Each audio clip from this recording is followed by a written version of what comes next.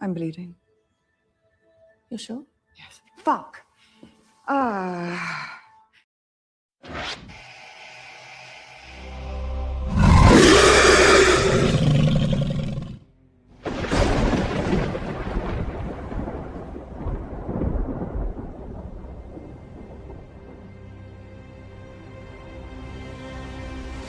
When you play the Game of Thrones, you win or you die.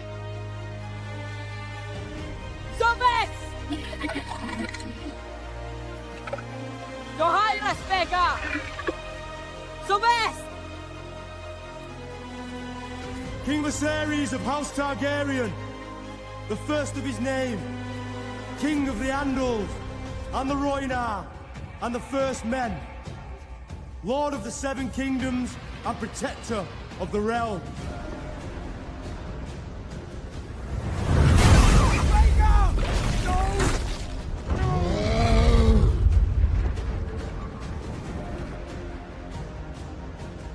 The realm will soon tear itself apart.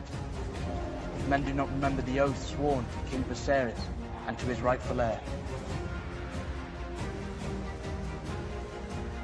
You will regret this. Dracarys! No!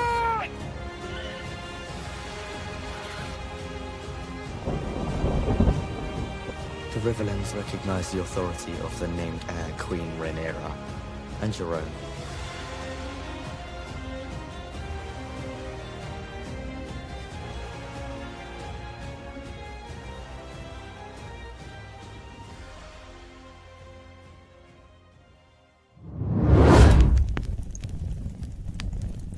Oh, fuck, I'm bleeding.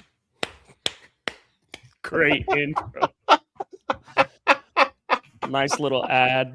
I thought it worked. I thought it worked pretty good. That's literally. I literally made that in like 2.5 seconds. Like right when I popped in this like 10 minutes ago, I was making it. That was awesome. Yep. What's up, everyone? Breezy says, excited to hear you fellas talk. I enjoyed the episode. Well, Breezy, that's because you don't know anything. Oh my gosh. Oh man. Damn, we already started. Come on, man. Okay. Sean says, hail, kings and gent. Hail right back to you. And then Breezy follows up his crazy statement with a $2 super chat saying, hail, boys. With the 199. Boys. That, if we can get men next time or gentlemen or something, just boys makes it sound weird. I don't know. You ran about everything these episodes, man. I'm just right. You're like, just ranting about everything. You're ranting about my takes. My takes are crap. My theories are garbage. The chat, you just frustrated with them. I mean, the episode is trash. So the whole season is trash. I mean, what are we doing here, man? Just before I got on here, I was writing a memo to Ryan Condal. Are you happy? And am I happy? Are you happy? You know, I think I'm too young to be happy. You just very disturbed, man.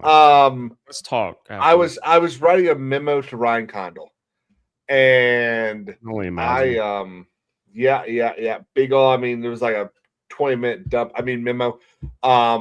You're a lawyer, and I imagine all the big lawyer words, collegiate words, all that stuff that's in there. Hereunto without. Whereas your I was writing a memo, and you know, I've lost the joke now. I don't even remember where I was. Oh, I remember. I was sitting there writing a memo, and I was watching the scene in Night of the Seven Kingdoms where Baelor is sitting there talking to Maekar, and Maekar sees Dunk. It calls him in. You there? Why are you hiding? And he comes in, and we get the whole the story about how Sir Olenna Pennytree had broken 4 lances. No, it was 7. Don't think any worse of your master, but it was 4. And he takes a knee. He's like, yes, it was. I swear. I'm so sorry. And I'm sitting there the whole time watching. Now, this is how you adapt George Martin. And you are, and we had to sit here and listen to Ryan Condal and Sarah Hess adapt a story that they clearly had no intent to ever honor. At least when Peter Jackson made changes, he still honored the true story of the Lord of the Rings, for the journey of Frodo. What did they big picture stuff? Unless it's going to be spoilers, don't answer if it's spoilers. What have they dishonored in House of the Dragon so far? What's the big thing that they have quote unquote dishonored? Well, Nettles strong is, word to dishonor. Nettles, the destruction of Nettles is pretty big. All right, so a character. A character replacing kind of becomes the main character, replacing that character with the daughter that is supposed to be sitting in Essos right now, watching over her cousins.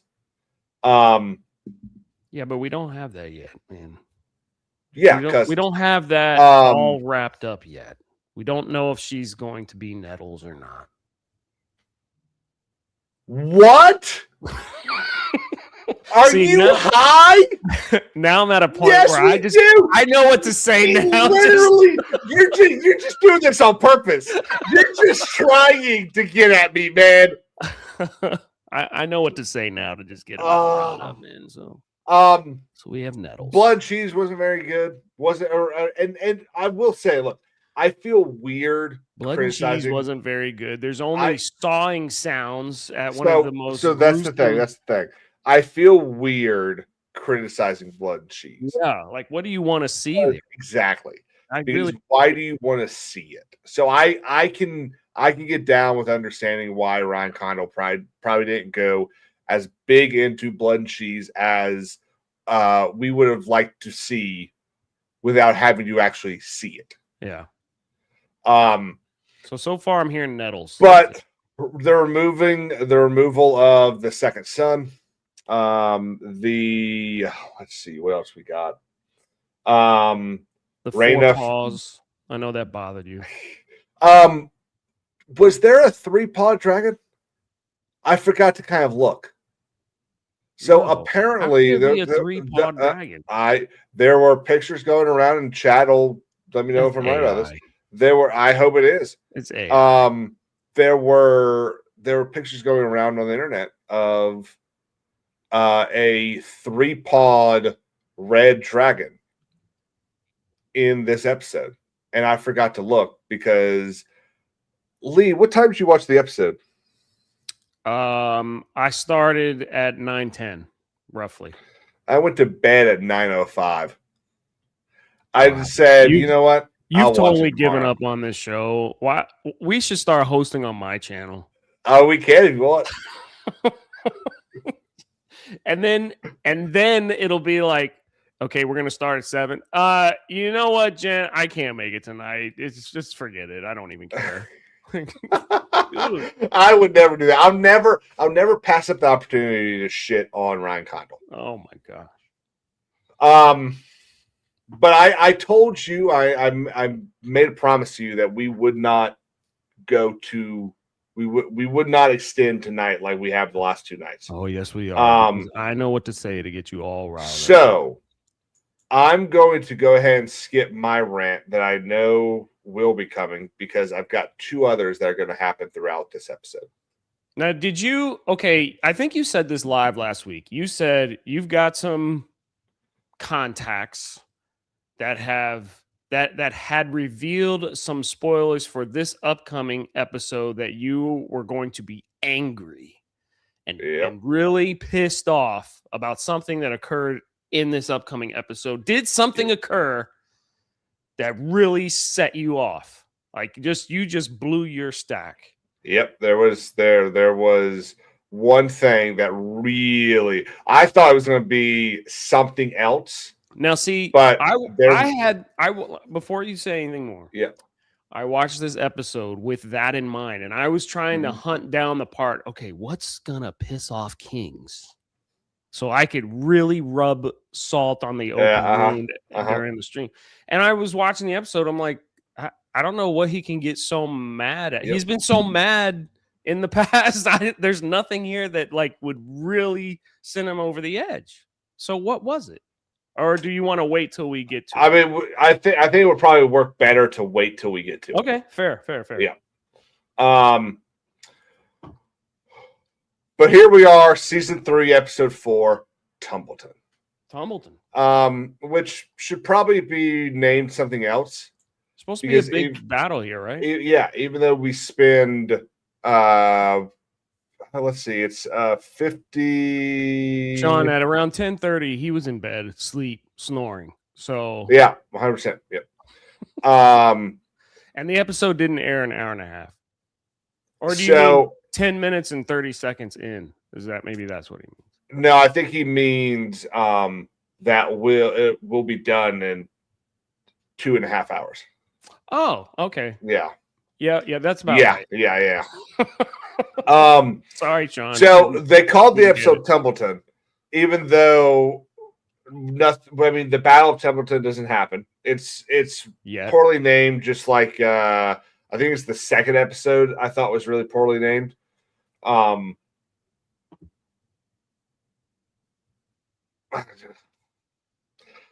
So we're in Tumbleton. And I actually thought this was pretty cool. What did you and I just finish celebrating 9 days ago? You thought this was cool? Yeah. What are you talking about? What did we celebrate? What did we celebrate 9 days ago? I don't know. I don't remember. What I hate when you put me on the spot like it was July 4th. Okay, everybody celebrated that in America. Yeah. Okay. I thought you meant something specific to you and me. No. Like what did everyone in this country just finish celebrating? The 4th of July, 250 years. And of in America. 3 years prior to the 4th of July, the British Parliament passed something called the Quartering Act, which allowed for British soldiers in Boston to be quartered in the homes of people who they didn't live there. They were forced to allow these soldiers to live there. And that's what's happening here at the beginning. This guy is telling a soldier behind this woman that this is the house he's going to be staying in. And I was like, oh shit, that's kind of neat. I feel like we did that in the Civil War too. Probably. Yeah. I mean, I disagree. I don't think we did because we have this thing called the Fourth Amendment that doesn't allow for that. I'm pretty sure that there were times where we took over houses as necessary. I mean, now it may have been maybe or something. Yeah, maybe in Maryland where habeas corpus and a whole bunch of other things were suspended. But it was done at Gettysburg. Was it in Pennsylvania? Really? Yeah. The Robert E. Lee house where he set up headquarters was owned by a civilian that he just said, hey, we need to use. He didn't sleep there. He just used it to have meetings and stuff. Oh, okay. So he did use a civilian home, but maybe he asked. Might have asked, yeah. I did not know that. You know what? I learn something new every day. Every time I get on here with you, man, I learn something new. That's good. That's good. Okay. Me too. And usually yours is a little bit better than mine. So we get this. We see the kind of the beginnings of like the tearing down of Tumbleton and how this battle and this war is starting to really affect the small folk across Westeros. Yeah, but this is a strategic move, right? I mean, Rhaenyra kind of says this later on. Like they're doing this on purpose to avoid her coming in with her few extra dragons and just destroying the army, knowing that she's not going to burn up the civilians. Sort of like that thought that those people that wear towels have over in one of those hot countries, like 1,000 miles away from us. Yes. Yeah. Establish military bases near civilian populations, so they're more difficult to attack. Root out, without hurting the civilian population. Yes. Yeah. It's a strategic move. It's kind of a Bush League douche move, but it is a strategic move nonetheless. Yeah. And we see that one of the houses that's being quartered, that the soldiers are being quartered in, is the house of Hugh the Hammer's wife, brother-in-law, and I'm guessing sister-in-law if it's his Yes. brother-in-law. The House of Hammer in Templeton. And there are the Greens that are taking residence in that house. And one of them, right out of the gate, is very sus. He's creepy looking. You could tell he hasn't been with a lady in some time. This dude? No, the soldier that occupied. You're talking about the soldiers. Okay, sorry, I'm a little. You jumped I'm a little ahead of myself. You want to see Lord Butt? No, I don't want to see anything. That's why I was being very careful as to where I dropped that ping, because clearly Ryan Condal or Sarah Hess want to force somebody to mimic Daenerys Targaryen's reveal to the world. We're obviously getting to that. I was going to ask this question. So there were some things I didn't like about this episode. To me, this was another filler. I was really hoping for some battle, filler, some action. We didn't get it. We got 12 episodes left. I know, and I think 12 episodes. I think they're running out of time. I think they need to get to some. There's supposed to be a lot of battles in this Dance of Dragons story. I don't think we're gonna get. I think we're gonna get 3 more things. Yeah, we're gonna get. You're probably right. You're a little bit of the Battle of Templeton. Yeah, we're gonna get Butcher's Ball, which is gonna be the thing they spend episode 7 on. If my time, it should be, but my timeline's so messed up from all of this. Templeton should have happened 2 episodes ago. Yeah, I agree. I think not enough time. I think they're stretching this out a bit. There's too much filler going on. A lot of stuff that I had questions about we haven't seen yet. Like, man, they're going to get to that next episode. Now we're going on 3 filler-like episodes. Like, what are we doing here? Let's get to the story. So they're occupying this town, and then they go to Lord, what's his name? Ormond Hightower. Let's make sure I get the okay shot. And this part was so unnecessary. I mean, if he wants to look arrogant sitting in a bath while he's meeting people, that's fine. But we did not need to see the backside. There was no point in him getting out of the tub, standing in front of people. Yep. But and he got out in. I don't know about you. I have taken baths before. Never in a tub in the middle of the freaking room. Right. But that guy got out of that tub in the most graceful, and like most complicated way I can think of. Like he lifted his whole body out of that thing. What are we doing, dude? Yeah. This was just unnecessary to see. Mm-hmm. I don't know. I was like, why we need it? It's the same thing they did with Dunk, like in Night of the Seven Kings. Why was there that scene of him out in the river? Just all I saw was his backside. Like what was the point? It was better than when we saw Sir Arlen's front side. But at least I had a point. Did it? The point was he was a mess everywhere else, but he had one thing good. I see. That was the point. Yeah. Breezy says in the comments, with no filler, we would not have a show. I agree with that. I just think they're taking their time getting to some of the key points in this story. Yeah. I agree with Breezy. I don't mind the fillers, but when we're doing filler, it's like last season when Damon was at Harrenhal and was like having hallucinations for like 5 episodes. Like, okay, we get it. Let's speed this up a little bit. See, this is the thing that there are, let's say there's 20 events in Dance of Dragons. Okay. With number 1 being the crowning of Rhaenyra and number 20 being the Hour of the Wolf. Okay. Let's say there's 20 events. There's 5 that have to happen in this moment. In Doctor Who, you would say they're what's the phrase? Time locked. The other ones you could. So, and my ratio might be wrong. Okay, like it could be 3 that you could move around, and Right. 17 that have to happen at that point. But you could move some things around and be like, look, we're going to kind of put this battle here just because it works better aesthetically, or we're able to film it now. And it doesn't really change the order of events, at least unless you're, autistic and you know this fucking book by heart. Yeah, Maybe then you can see how it changes everything.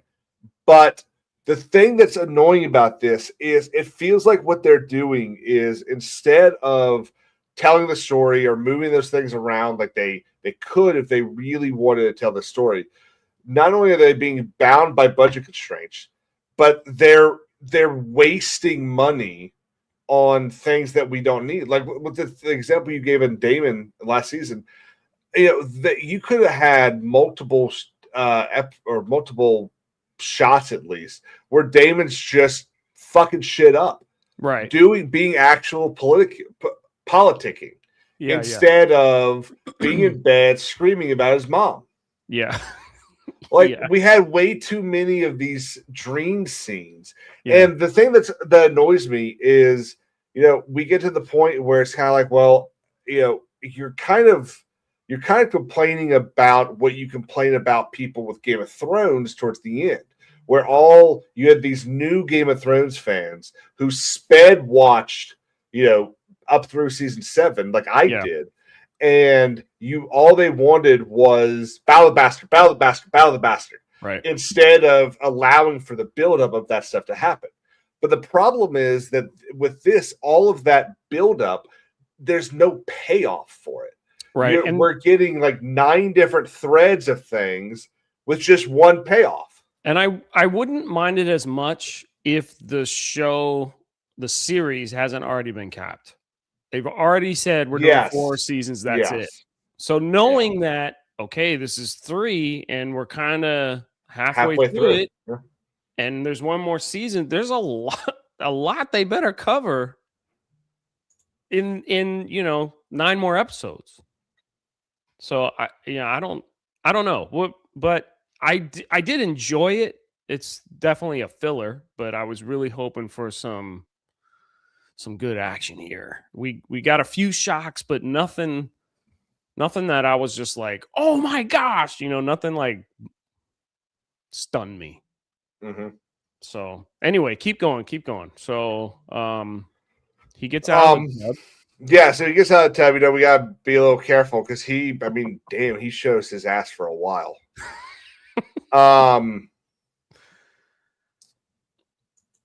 And he spends this time complaining about the Baratheons. Does he? Which is kind does he say something in here about Aemon's kids? Does he call them like horse-faced kids or something like that? Does he say Aemon's kids? I don't remember. So not that I can watch it on my end, and so you don't have to put it up on the screen. But I was confused. So he does talk about the marriage pact that that Aemon agreed to with Baratheon. No, he's talking about Baratheon. Okay, I think it's this very next thing. Let me at least mute this. Well, yeah, with his horse-faced daughters. Yeah, so Baratheon has horse-faced daughters. Okay. Yeah. And what does Aemon have to do with them? Aemon. So remember at the very end of just before Aemon kills Lucerys, Baratheon tells that's right Luke, hey, I'll side with you if you agree to marry my daughter. And he says, I'm not free to wed. Yeah. I'm here to make sure you maintain your oath. And he goes, at least Aemon brought a marriage pact. Yeah, that's right. Now that makes sense. I didn't connect it at first. I forgot. I was like, Aemon didn't have kids. What's he talking about? But he's talking about the marriage and the Baratheons. Yeah. So real quick, Bobcat's talking about thinking that they're going to do a direct Regency sequel show. So the person that ends up on the throne, because I'm not going to really spoil anything until I don't know, maybe an hour in, is quite young and ends up with 4 people that rule for him. I think I'm right about that. I think there's 4, but we've already met one of them. Well, technically, we've met 2 of them because Stark. What's Stark's name?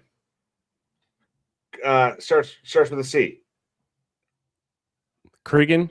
Yes. Cregan Stark ends up as Hand the King for 4 days. I think it's 4 days. It might be a week.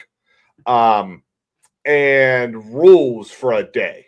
Yeah. And during that ruling, that's the Hour of the Wolf. And that's what I'm really getting excited for. And then Torrin Manderley, who we see is now the new Master of Coin, he ends up as Hand the King or the Regent for a while. I think it's several years. I really hope they don't do that, Bobcat, because I mean that seriously would just be a politics show. I think the next show they do, because they've already kind of leaned into it a little bit, the next show they're going to do is a Blood Raven show, Blackfire Rebellion 1, I think is what they're going to do as the next show. Sean, yes. Jen and I, so we have both read it, but it's been, I mean, how long has it been for you? Like, it's been like 4 years, right? Yeah. Several years, Sean. And I didn't like do a refresher before the show. I mean, it's well, I'm sorry if my knowledge isn't, I don't Mass Marvel. Well. I'm going to talk about this as well later because I have a fear about what they're going to do with the God's Eye. But then we get to mirror this kind of little council we have here. We get another council here. Do you notice anyone interesting in this picture? Is that her? He looks like her lover. Oh, Sir Harlan Strong. He does a little bit. He does look like him a little bit. If I were to say to you, hang on, let me get the thing correctly. If I were to say, I hate when he quizzes me. By the way, I know you do.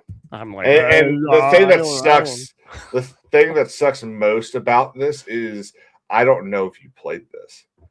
Okay, if I were to say Bravo 6 going dark,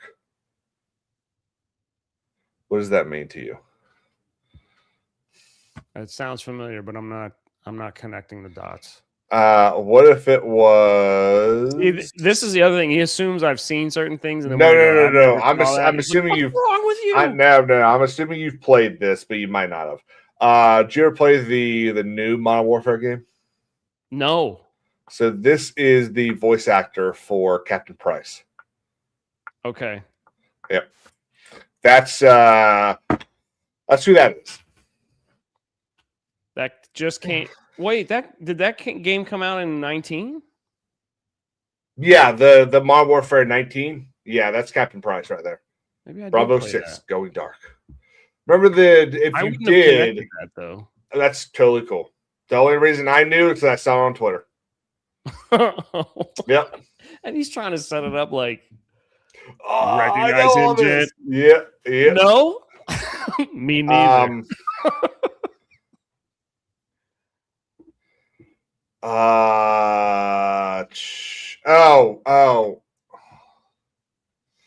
I'm so sick of the White Worm, dude. Did you hear her talk? Did you watch the extra stuff? No, I did. Dude, I never watched that. I never watched that. She is definitely on this one, and you can hear her regular voice. And it's not this island. I don't know what accent. You know what pisses me the most off about this? Okay, they're speaking English. Okay, and this woman, this bitch, is speaking as if she's doing the whole how do you say? like she's Like like that's English isn't her yeah. second language. Yeah, that's how she speaks. And you know what? Maybe I mean the white worm, if I remember correctly, is supposed to be from like Lys or something like that. So maybe the common tongue isn't Yeah. her first language, but she's been in freaking King's Landing for like 20 years. Yeah. Do you the number one most I'm on my soapbox now. Here we go. The number one most aggravating thing for me in the real estate market is when I get a client come in, sits down, and I can look at their driver's license and see that this Javier has been in this country for 4 years, and he needs his fucking agent to translate what I say to him. Learn the fucking language. Sorry. Whole different thing. So, Game of Thrones we were talking about. Yes. The Game of Thrones, Your Grace. My that's a terrible impression of her, but you get the idea. If you ever watched Black Sails, there's a pirate show that was on Stars, Black Sails. Yeah. She reminds me of Max, the character Max, with the accent she's trying to do. So we were supposed to watch that for History of Pirates, but your brother would never like say, "Hey, let's do Black Sails now." I'm sorry. Yeah. So I never watched it. I'll get on him about that. Yeah. Well, we'll talk about it later. I'm sitting here now. I'm trying to get to the moment in the behind the scenes where she speaks, and I just keep seeing Ormond, and there's Damon, and there's Rhaena, and there's Ryan Condal. Oh, here we go. Hang on. Okay. All right, I'm going to share this because I think this is less likely to get us hit, and I think we should all hear this. She sounds lovely. Because she's such a survivor, she's had to rely. Such a survivor. Are She's you reluctant. kidding me? That's what the voice should be, not this island. Where is Damon now? Oh, Her loyalty is with me, Damon, not with you. Oh, that really annoyed me too. I'll tell you who's really growing on me is this brother here. This dude here. I can't believe I said that. That wasn't even on purpose. Shit. Dude, this guy, man. Did you do you have a pass to say that kind of stuff, man? I mean, I dated a girl once. All right, well, that's fair. You get a little leeway. I'm loving this guy. He every single time he's on screen, that needle moves. This is a really cool character. He's good. I mean, he's either contributing or getting beaten up or threatened. Yeah, or yeah, but I mean, like that's gonna happen. Dude, I know a guy.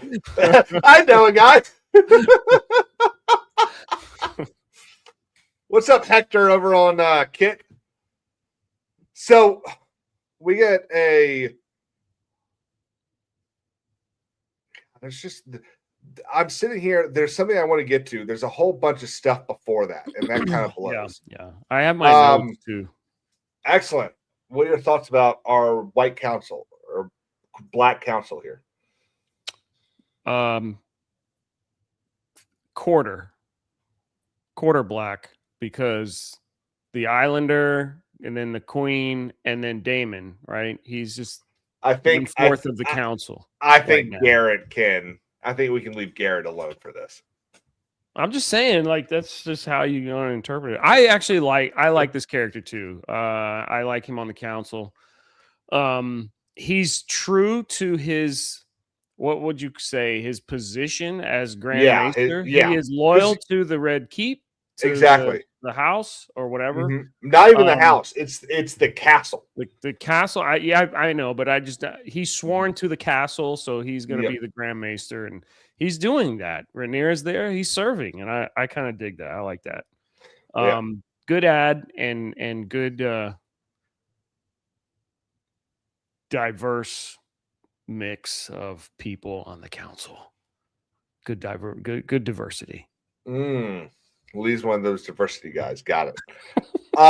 What I will say is I was a little disappointed not to get, and part of me thinks that had we gotten it, I would have been saying something about it as well. So who the hell knows at this point? I think I'm being 100% honest, but I think I'm just angry and I want to burn the world down right now. Yes. But I think it would have been really neat. He's the Mad King. The Mad King's advisors.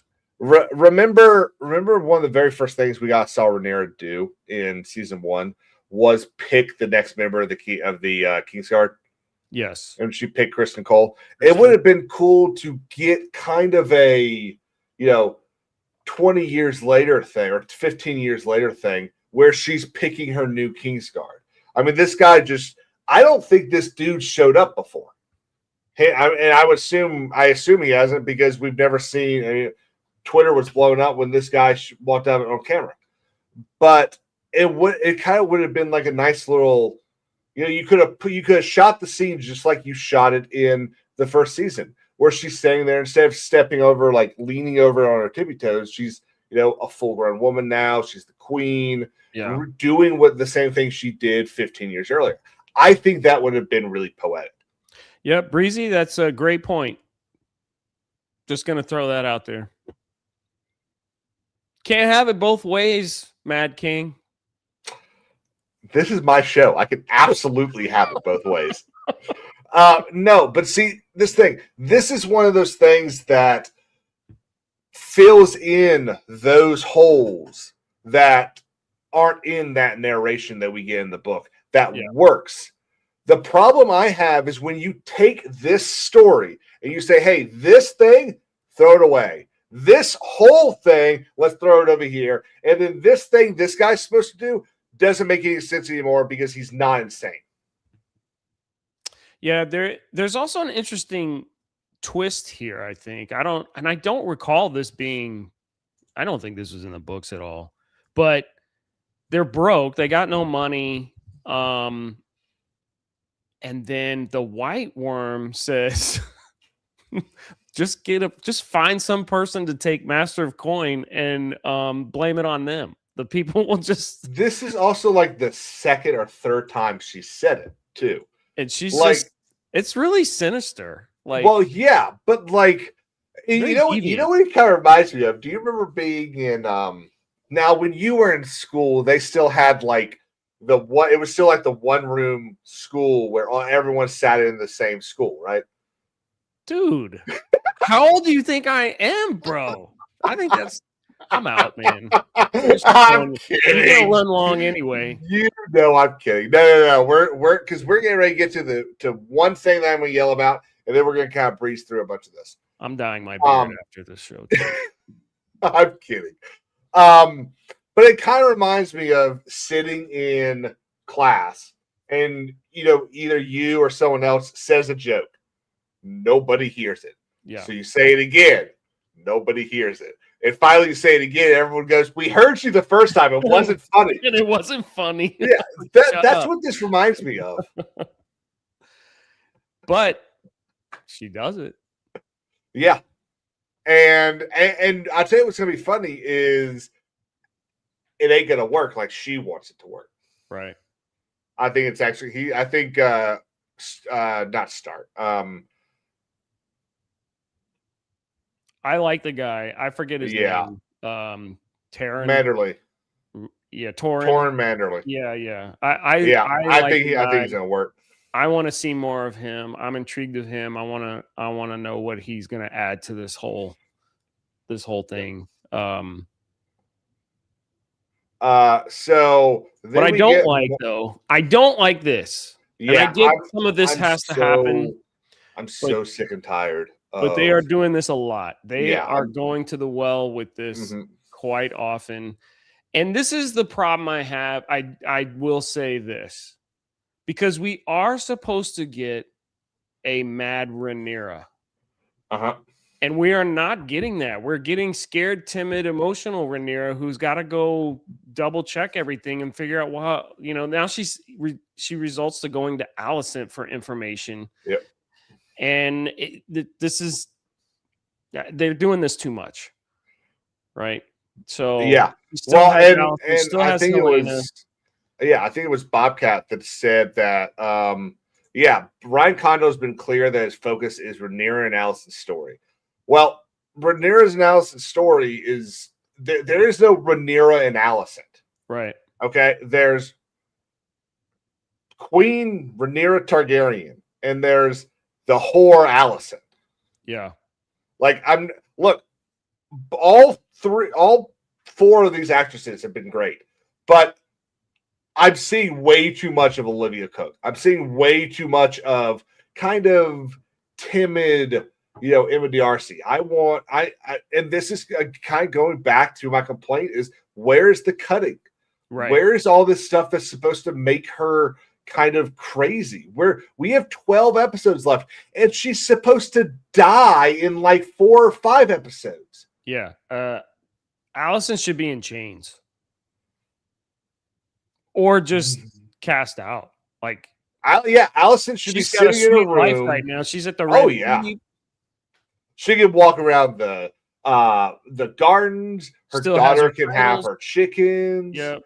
And apparently something else. Because we'll get to that. Oh, I've got we many will. questions on that. But I don't get.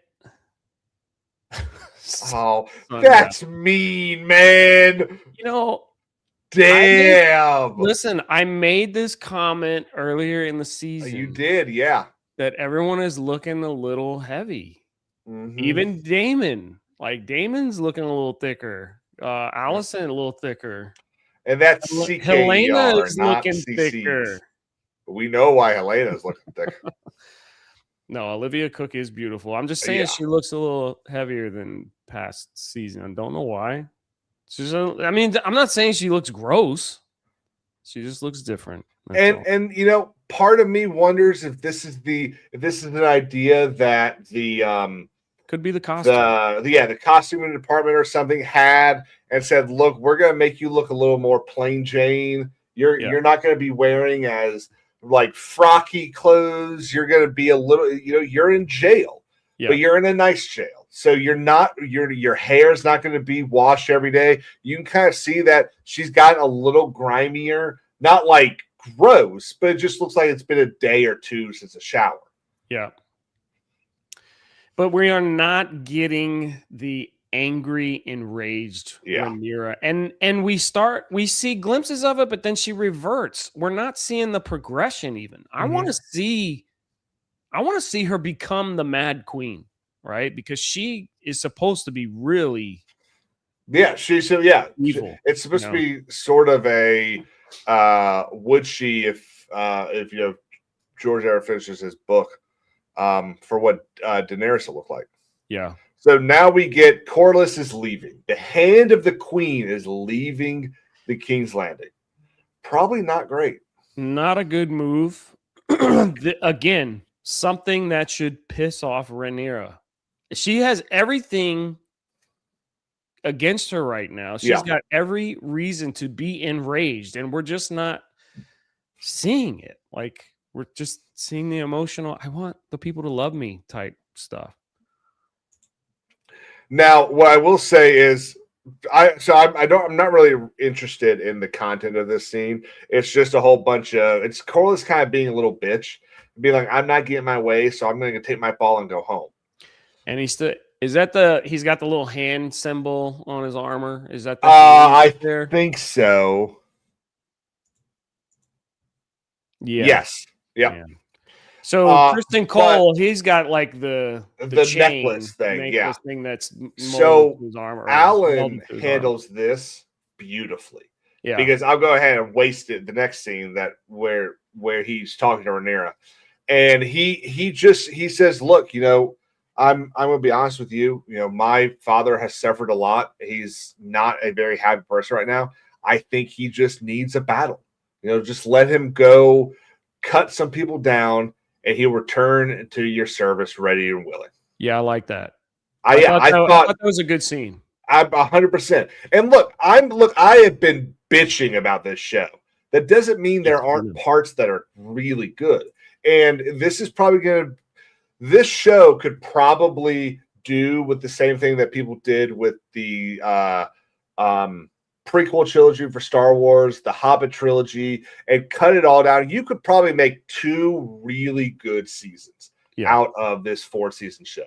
I think you take the majority of season 1, and then you take probably a third of the next 3 seasons each and put them together. Now, one thing I didn't like though about this is is his name Adam? Adam, right? Alan. He's Alan. The sorry. skinny one is Adam. The one with hair is Adam. Got it. Got it back. He has hair. He's just choosing to shave it off. Oh! Is that how we're going to talk about this? That's right. There's a scene of him shaving it off. No, you're absolutely right. But I'm just wondering. Yeah. So it's not the fact that like you're just taller than your hair. My hairstyle is by choice. Okay. You don't even believe me, do you? I think I do, but I'm not positive. It is actually. It's by choice. I will tell you, I am just thin. I'm thin where it looks like I'm trying to hang on to something. And I'm like, a little Colin Manderler, whatever his name is. Yeah. Yeah. I don't know who that is, but yeah, that guy. Yeah, you do. Yeah, you do. Whose line is it anyway? Yes. Yeah. I know which one you're talking about. Yeah. Mm-hmm. And so it's just I don't need to get roasted all the time now. Mm-hmm. But if you look like you're trying to hang on to it, you really get roasted bad. I don't know why. I think it looks great. I don't know why. I just said I don't care. I'm not gonna like fight a fight I know I can't win. So whatever. But one day they'll regret it. He sends a bastard as a proxy to the council. I think he's really trying to force Rhaenyra's hand. And so because he wants them legitimized, so he's putting them in front of her. And if he does a good job, then he's gonna reward him. So well, I wonder if he's and look, this is kind of the conversation that we would be having if something like this happened in Game of Thrones, where you're the whole conversation is about why is he doing this? Yeah. Well, he's already got Adam in front of her and everything because Adam has to be there. But Alan's not there.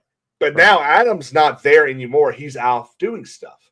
So I need to put another one in front of her. I then need to remind her, look at all the shit you were spared because what your father did for you.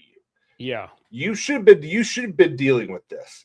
And now I'm going to make you think about that every day until you do what he did and basically legitimize everything so that you can ignore it. Now, if she allows him to act as hand, is that going to put tension between him and his brother? Because his younger brother became a knight and a dragon rider and a higher place, while this guy, now all of a sudden he just gets told, go be hand. Okay. So I would say if Adam had been given literally anything but a fucking dragon, he's a dragon rider. There's like 9 of them. He don't give a shit what Alan does. I have a dragon. Okay. It's like fair. What is the that would be cool, but yeah. That's just kind of how I look at it. I can't remember the Sundowner. Oh shit! Oh shit! I hadn't. Sundowners, are you being serious? I hadn't even thought about that. But there was something really cool. By the way, I don't know why I said an hour and a half ain't gonna happen, but I probably do it too. So now we get this. Okay, we get what I was really hoping we would get a little bit more of. All right. Now, so these 2 seasons have been carried by 2 people. Daemon Targaryen and Aegon Targaryen. They are the 2 best parts of this show so far. Aegon seriously, all this guy, first season or second season, I guess, all he wanted to do was really help his people. And then the politics of war, the politics of civil war destroyed everything. And Aegon really felt that way? Do you remember his first council meeting? Or not first, his first. Yeah, he wasn't paying attention. He was no, not other council, not council. I said the wrong thing. His first he had petitions. Lannister giving him his first meeting of petitions, where the people came in and said, "This is what we need," and he really wanted to give them everything. He wanted his people to be happy, and it was Otto that kind of reeled back all the promises he was giving. Now, Otto, I think, was right to do that. He was over-promising everything. Do you think he genuinely wanted to help the people, or he just was like, just give him what he wants? I think he genuinely wanted. Now, part of it may have been that he wanted them to like him, but I think he genuinely wanted to help the people. I don't. I'm not sold that he's a good guy. Yeah. I'm not sure. I said if I said he's a good guy, that's not quite what I meant. Well, I think he's good for the people, loves the people. So he thought there's a reason why Alicent was going to give him up to be destroyed, right? To be taken out. Right, but that's like after a whole bunch of shit happened. I'm kind of talking closer towards the beginning of that season, where he just wants to do good, and then blood cheese happens, and then blood cheese happens, and then I had actually forgotten about that, Breezy. Yeah, and the stuff he tormented his younger brother. Okay. Let me. All he wanted to do was party. Do you remember when? I think it's the ninth episode, the Green Council. Okay, ninth episode, season 1, where we do find out all this stuff about him doing stuff with women down there, and him just kind of deciding I don't want to be king, and then the Celtigars kind of have a duel over who's going to take him, and all this kind of stuff. And wasn't he pleasuring himself standing on? I don't remember. The windowsill. I don't remember. I think maybe, but I don't remember.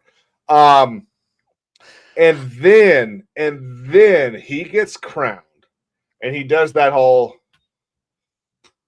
Yeah. In that moment, I think he changed. I think he stopped becoming this complete asshole Targaryen and becomes a guy that wants to do good for those people cheering his name. Mostly because he wants that love that he's got in that moment. Listen, man. And then when he stops, when blood and cheese happens and Otto claws everything back, that's where the coin gets flipped again. And he becomes another evil Targaryen. I don't agree with that. I don't think he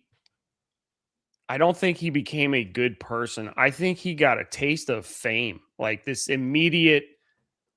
Imagine Vince McMahon calls you and says, "Kings, we want you to be the main event." And you're like, what? And I got your theme song. I got everything lined up. Your music hits, you walk out, and you got 50,000 people cheering for you. All of a sudden, you're going to get hyped. You're going to be like, I am king. And you're going to want that. You're going to want that again and again and again. That's all he wanted. That's all he was after. He didn't all of a sudden go, wow, I love all these people. They're cheering for me now. Vince McMahon, huh? I'll stop, assaulting women and doing inappropriate things out a window. Yeah. Okay, Triple H. Let's say he calls you up and says, want you to main event against The Undertaker, and you're going to put the 1 in 20 and 1. When you walk out and everything. I don't know anything that you just said. Oh my gosh! I didn't do any of that WWE stuff. Oh, yeah, I've seen.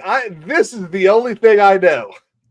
Oh boy, let's see this, and that's because it played nonstop on a TNT commercial every 9 minutes. Okay, are you a sports Oh. fan? Do you like baseball? Yeah, love baseball. Okay, bottom of the ninth, 2 outs. Yeah. Manager saying, Kings, keep- you got to keep go talking, in and man. hit. Keep talking. Is it bottom of the ninth of Game 7 of the World Series too? You grab the bat. Oh. The fans see you step out into the on deck circle, and the place goes nuts. What do? You hold the bat up like it's the sword given to you. What's the name of Blackfire? That's all he cared about. Look at this, man. I'm awesome. These people are worshiping me. That's it. I don't know, man. He didn't step into the box to hit the home run, bro. He just held up the sword. He's not a good wanted to be. He's not a good he person. wanted to be a good king. I think he did. And then Kings does not have the makings of a varsity athlete. I'll have you know that I did. I got my varsity letter in high school. Thank you very much. Listen, I get that. That's a Sopranos. We don't need to talk about what sport it was, but I got it. Clarinet. No, they don't. They don't get banned varsity letters. Actually, I think they do. You can letter in band. Woohoo! It's still a letter. Paddle tennis. You're actually close. It was tennis. I lettered and pinned 3 times. So we get chess club. You mean we get Aegon Targaryen speaking to Sunfire and willing her to wake up. But we did not get. I thought for sure that I was gonna pop open, man. I did too. Is Sunfire dead? Sunfire can't be dead because Sunfire has to kill Rhaenyra Targaryen. And that was a spoiler. No, it wasn't. Everyone already knows about that from Game of Thrones season 4. Not that Sunfire did it. He said, does he not say, was burned alive by Sunfire? Did he say Sunfire? I know he said this. Sunfire. These are the remains of Rhaenyra who was burned alive by Aegon or like something. I didn't think he called out Sunfire, but well, let's keep talking. I don't know. He spoiled it anyway, nonetheless. Oh, I'm just calling him Targaryen. So we get this, and of course, everyone. So this, do you think a clubfoot is common? It must not be common. No. How many people do you see with one walking around? Well, today, no, because we don't. I was going to say something terrible, but I guess back then they probably didn't really let him live. It's kind of like what Tywin says to Tyrion. That the only reason he's alive is because he carried his name. Exactly. But they must kill these people. And in infancy, why didn't they like twist that foot around, try to straighten it out or something? I don't think that's the way it works. I don't think it works like that. I mean, look, I'm no doctor, but I don't think you could just push it back into place. I mean, an infant's got little soft bones you could, manipulate. We're not Chinese. I'm just saying. And he is highborn too. Breezy points that out. That must be the only reason. Man, clubfoot. And to think he's got a clubfoot and a foot fetish. You think they're connected somehow? My foot's messed up. I want to look at nice feet. I think they're very connected. I want to look at. So, does it matter if it's women feet or? You think he just likes any feet? Is it just normal looking feet? Do it for him. Well, you didn't see him asking Kristen Cole to put his pull his foot out. He just wanted Allison's foot. I'm just saying, he probably knows his audience. He knows Kristen Cole won't participate. Her half brother Aegon II then had her fed to his own dragon Sunfire. Boom! All right, Kings is right. It happens every once in a while. unless I'm at my firm, and then it happens every day because I can edit the email. I don't think he's gay, Breezy. It's not the point. I'm just wondering if he is in full fetish or admiration of normal feet because he doesn't have it. Yeah. Well, he only had to have one normal foot. Do you think if he ever like needs one in a hurry, he just like puts a cloth over his bad foot and looks at his good foot? He needs both. Remember, Allison put both her feet. So the left foot doesn't do it for him anymore. No, it's the pair. He's got to have the left and the right. It's the pair. Got it. So how awkward? You ever just go after one boot? Never mind. Yeah, I mean, just depends on how long. So how he's been in the back of a carriage with Aegon for a while. You think he ever just asked Aegon to slip his feet up? But are Aegon's feet burned up? Because he probably is not interested. They're not normal looking feet. These are the questions we need answered, man. We could call Tom Glenn Chesney or whatever his name is. Ask him. Yeah. All right, enough about feet. Because feet are gross. We get this. Anybody can be into feet. We get. Hang on. It is a sad scene. I was really hoping to see that eye open up. Yeah. Maybe. So what I have heard that there's a speech that Tom gives in this season that is supposed to be pretty fucking awesome. And I really thought we were getting it there. There are stories going around that it was moved to later in the season because HBO realizes that this just isn't quite what they wanted. Yeah. And they need that big moment for the show, and they don't want to put it too early. So they're moving it back. I'm guessing episode 7. But I'm assuming this is where Vhagar flew over and burned the ground at the end of last episode. Yeah. So here is the High Tower host heading towards Harrenhal. Still the Black Banners. You know, Aemon's been there for a while. I mean, I guess Aemon did. You said the High Tower host? Yep. What does that mean? Soldiers of the High Towers are heading towards. What's host?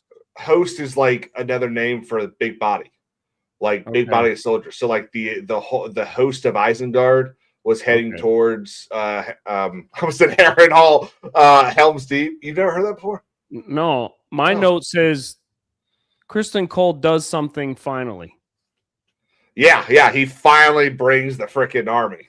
Yeah, he goes to Harrenhal. So he's doing something finally that we haven't seen. And he's got Gwaine. Yep. Who's supposed to be dead, by the way. In the books. Yeah, Sir Gawain Hightower dies in King's Landing next to his father, Otto. Yep. I forgot about that. That is something that you can ignore, though. Like I could have easily ignored that because Freddie Fox is a pretty good actor. I want to see more of him do stuff. Yeah. So I'm okay with that kind of thing being moved. It's just one of those things where it stacks on top of another, and then eventually the whole thing just gets fucking annoying. Yeah. So Aemon clearly showed up 100% by himself. Oh, because great question, Breezy. Do you think Alice is hiding Vhagar? I don't know. With a glamour, no. I think hiding Vhagar, period. That's what I like. Not really. I think he's flown away. Now what I don't know, and someone else might know, how do you call a dragon to return? Like, how deep? We know that the connection between the Targaryen and the dragon is blood magic, and it's just this evil stuff that Viserys says they should never have meddled with. Right. But do you just need to wish it, want it, do it, and it will, and the dragon will show up? maybe it's something John like, says you don't. It comes back when it wants to.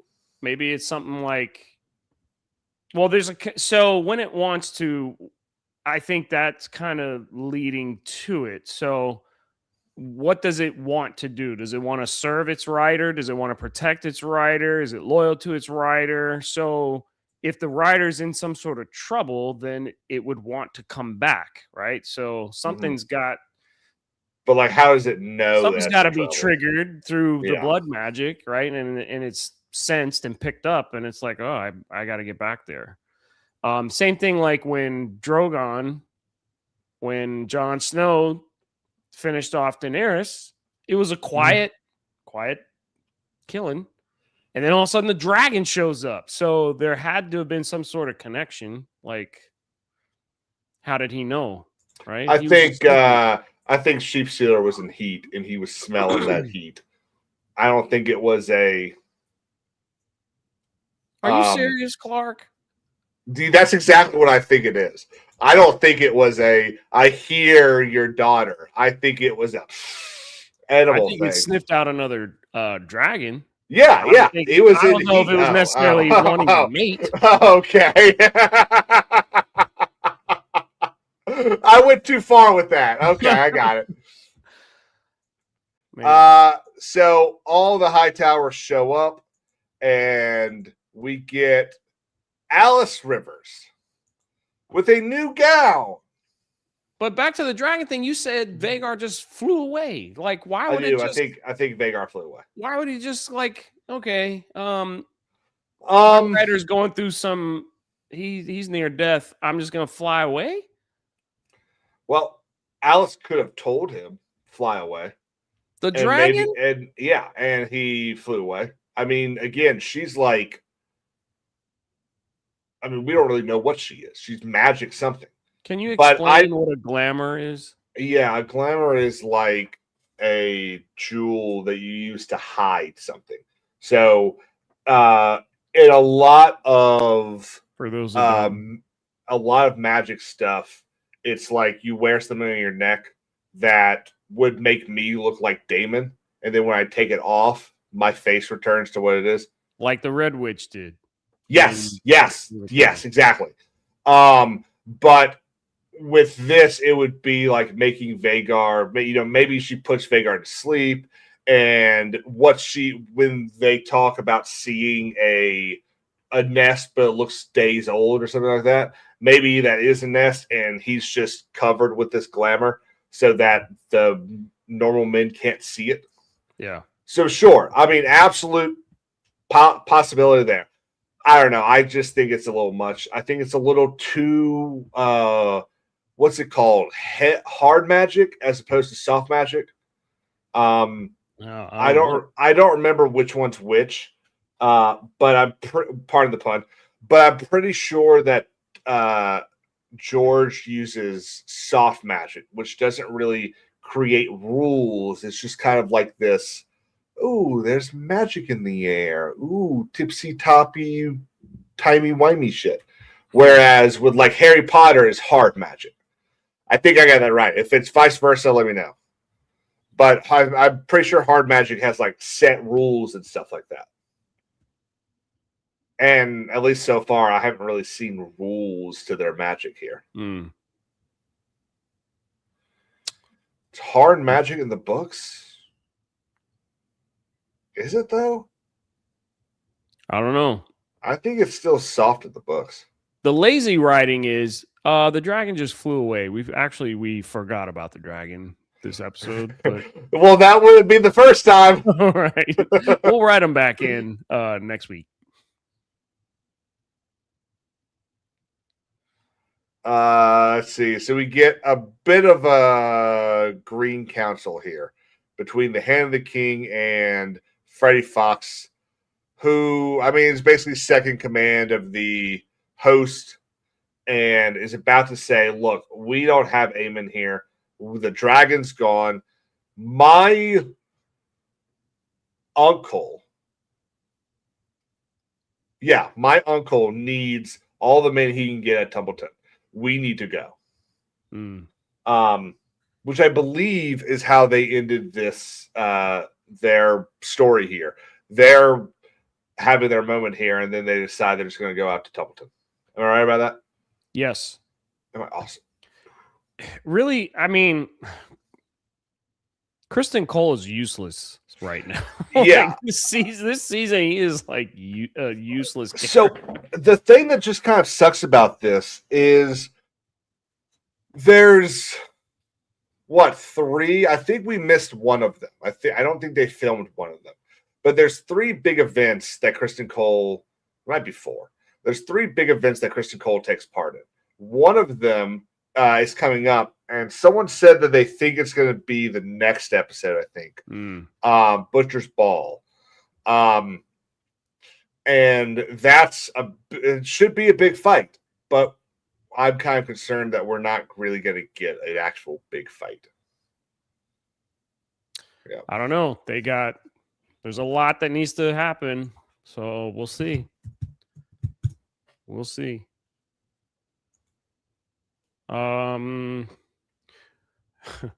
We are over an hour, and how far? Yeah, I know. I knew it wasn't going to be an hour and a half. I knew it. Should have bet.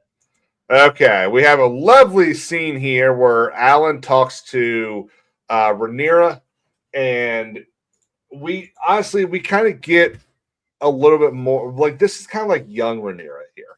Yeah. Where she's just kind of talking about her life.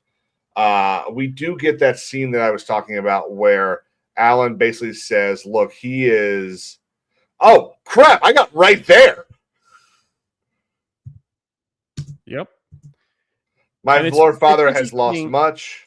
It's interesting you say we get young Rhaenyra because she is reminiscing right now. Yeah, that's kind of what I mean. Like it's almost like she's using this room, because I believe this is the second time we've seen this room. Like she's using this room to kind of remind her of what her father told her. Yeah. And remind her of the goal in all of this. What I'm saying? Yes. Yep. And found himself thwarted. Looking at the chat, sorry. Yeah. A fight is mayhaps what he needs. Yeah. And I think that's a really good thing for Alan to kind of do. You know, he's defending his dad, he's honoring what his liege lord is doing, while also trying to, maintain a level of peace between his house and her house. Yep, and she didn't dismiss him, even though he's I think she knows she's wrong. She knows that she was in the wrong, but she does feel like she can't. I think she wants to. She would legitimize him if she didn't put herself in that position. And now we get to see another dead dragon, Melee's. That's what I thought. I was going to ask that. That is Melee's, right? Yeah. Mm-hmm. Yeah. It's how long has it been since Melee's fell? What's the timeline like? Has it been 2 months? That must stink. I don't even think I have actual dates for beyond just this time of year. So Rook's Rest took place in 129 AC. We're in 130 AC now, but I don't know when in 129 Rook's Rest took place. Yeah, that must stink. Yeah.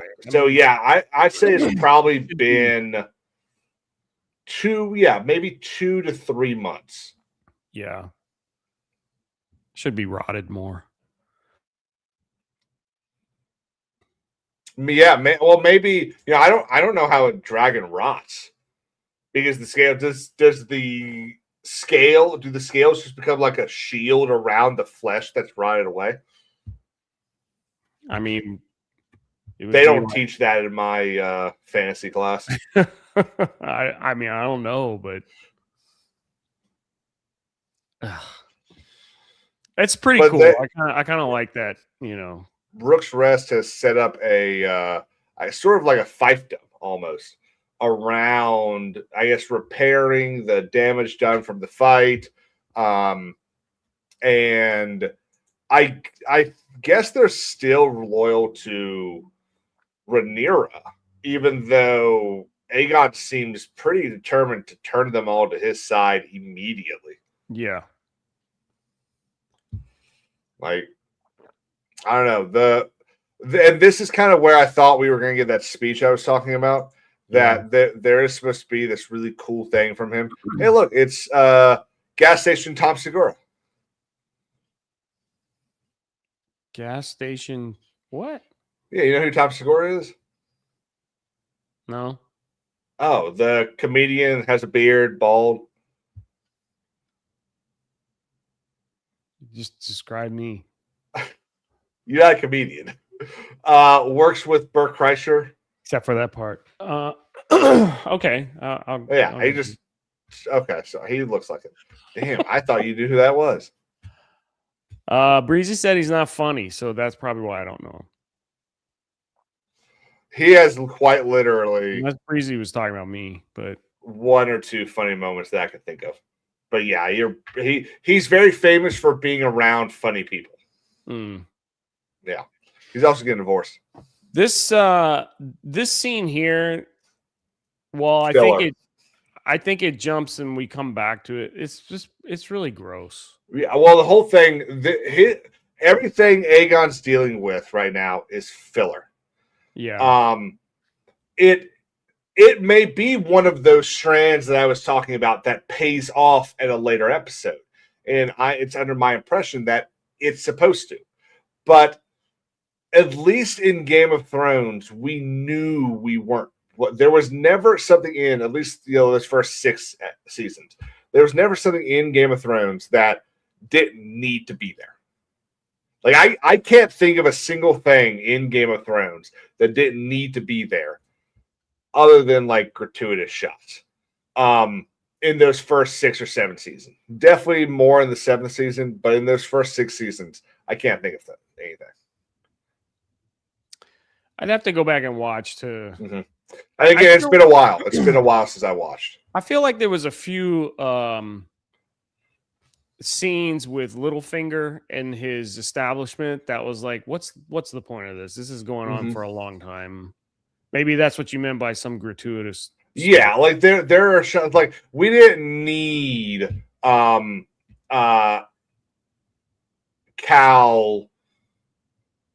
assaulting Daenerys. We didn't need that. It helped kind of explain their dynamic, and it kind of led into this idea that Dany wanted to please him and all that kind of stuff. But we didn't need it. You could have done other stuff to show that. Yeah. But this is where I really want to get to. So we get to what ends up happening with the quartering of soldiers in homes. And this is Hugh's wife. This is the wife of a dragon rider. Yeah. Remember, in the last episode, he talked about how his wife had gone to stay with her brother, or no, her sister in Tumbleton. Tumbleton, yeah. And now you have Greens assaulting her. I mean, he straight up sticks his hand up underneath her dress. Oh yeah. And then one of them like beats the crap out of her sister, and I mean it's just a very violent thing. And again, it makes no sense. It cannot happen. This can't happen, because if this happens, then the treason doesn't make sense. Are we talking spoilers now? Spoiler alert, everybody. If you are watching, spoil. Well, I'm getting ready to spoil a big thing. Gonna ruin it. Okay? Big spoiler. Half the people in here have read the book, so I don't think I'm really spoiling anything. I'm just saying he's getting ready to ruin it, so either mute for a minute. Yep, mute. I will wave my hands like a crazy man when I'm done, and you can unmute. But Hugh Hammer and Ulf the White betray Rhaenyra Targaryen at this battle. After this battle, they turn their cloaks and they become what's known as the treasons, or the treasoners, or something like that. It doesn't make any sense, because the reason it's described that the reason that they turned their backs on the blacks was because they were not being given what they were told they would be given. Okay. And that's kind of been building up throughout the last 2 episodes. It's worked kind of well. I think they've leaned a little too much on Damon's a meanie than they have on just not getting what they've been promised. And we get a little bit of that from Ulf later, where Rhaenyra's like, and Hugh as well. So Hugh walks in and Rhaenyra's like, you'll get your house when you get your house. And then she makes fun of Ulf and his drinking and all that stuff. But now you've got on his wife, and he's gonna side with the person that dude was fighting for. I'm not ready to throw in the towel on that yet. I think there could be a twist in the upcoming episode. Like I was trying to say, maybe justice isn't served, and then Hugh goes to Rhaenyra and wants justice for how his wife was treated, and she's pulls the I can't do that right now type stuff. I think something else is going to happen. I'm not sold on this yet, so I'm not freaking out like Kings is right now. I'm sorry, Dave. I just can't do that. Okay. Well. All right. Okay. No more. I didn't want to spoil it, but he was insistent. So now we get another meeting, and here's the next meeting with so Ulf and Hugh are heading to Tumbletown now. And yeah, but just as Hugh's walking in, she does the whole, I don't have a house for you. We'll get you a house in a second. Don't worry about it. Yeah. Stop pressuring me. And then they get sent off to Tumbleton. I like Hugh. I'm really angry that he ends up betraying them. I'd like to see more of Hugh. Yeah, a whole lot. Millions of dollars. Let's see more. And tearing some people up. Mm-hmm. So now we get. Hang on. Okay. So we get some graffiti. And I don't know if this is on purpose. Oh, yeah, Sean, that's right. I think Sean's asking, is this the scene that set you off that you were going to hate? And that's one of them. Well, that combined with the thing that happens later with Ormond. That's one of them. The other, we still have to talk about. Hour and a half in. Great job, Kings. So I don't know if this is on purpose. And knowing what I know about Ryan Condal, I doubt it is. But the paint lines in this queue kind of made me think of the font for Game of Thrones. And if that's on purpose, that's ingenious, and I love it. You know what I'm talking about? The big round letters have those lines in them. Lines to it, yeah. Yeah. Like, again, don't know if it's on purpose. I doubt it is, but if it is, A+, bravo. Yeah. I get what you're saying. You can kind of see it. Mm-hmm. But someone else brought this up earlier. Is this the work of Corlys Velaryon? We don't know. You don't want to add to that? I can't believe it. I'd be shocked, but the Velaryon. See, this is where I'm like, man, I wish I did go back and read the book again. Mm-hmm. Does Corlys end up betraying? Do you want me to tell you? No, don't spoil anything else.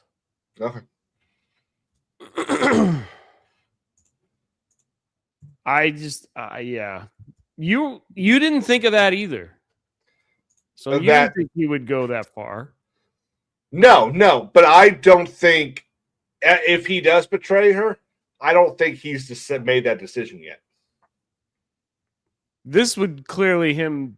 Yeah, I mean, if this is actually Corlys doing it, yeah, then yeah, 100%. But let's not forget that a whole bunch of King's Landing knows that she's a whore. Yeah. Mark Reality for 2 says, Aren't a lot of folks in Flea Bottom illiterate? Which then proves Yeah, it could I be think so. Corliss doing. But it could also be this dude's this cool little hat thing right here, who is clearly somewhat of a merchant nobleman type guy. He probably reads. You have a whole bunch. Someone in that bar that the wall is definitely reads, because they have to order stuff. They have to do their sums and figures and all that stuff to run that bar. Yeah. There's a lot of people in King's Landing that can read. There's also a lot of people that can't read. So the question, if there's a lot of people that can't read, who is this sign for?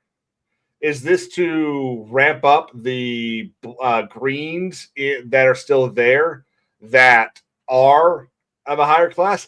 Is this, like April is saying, a setup to punish somebody or to make Rhaenyra look bad towards the populace with what she ends up doing later? Yeah. Could be a lot of things.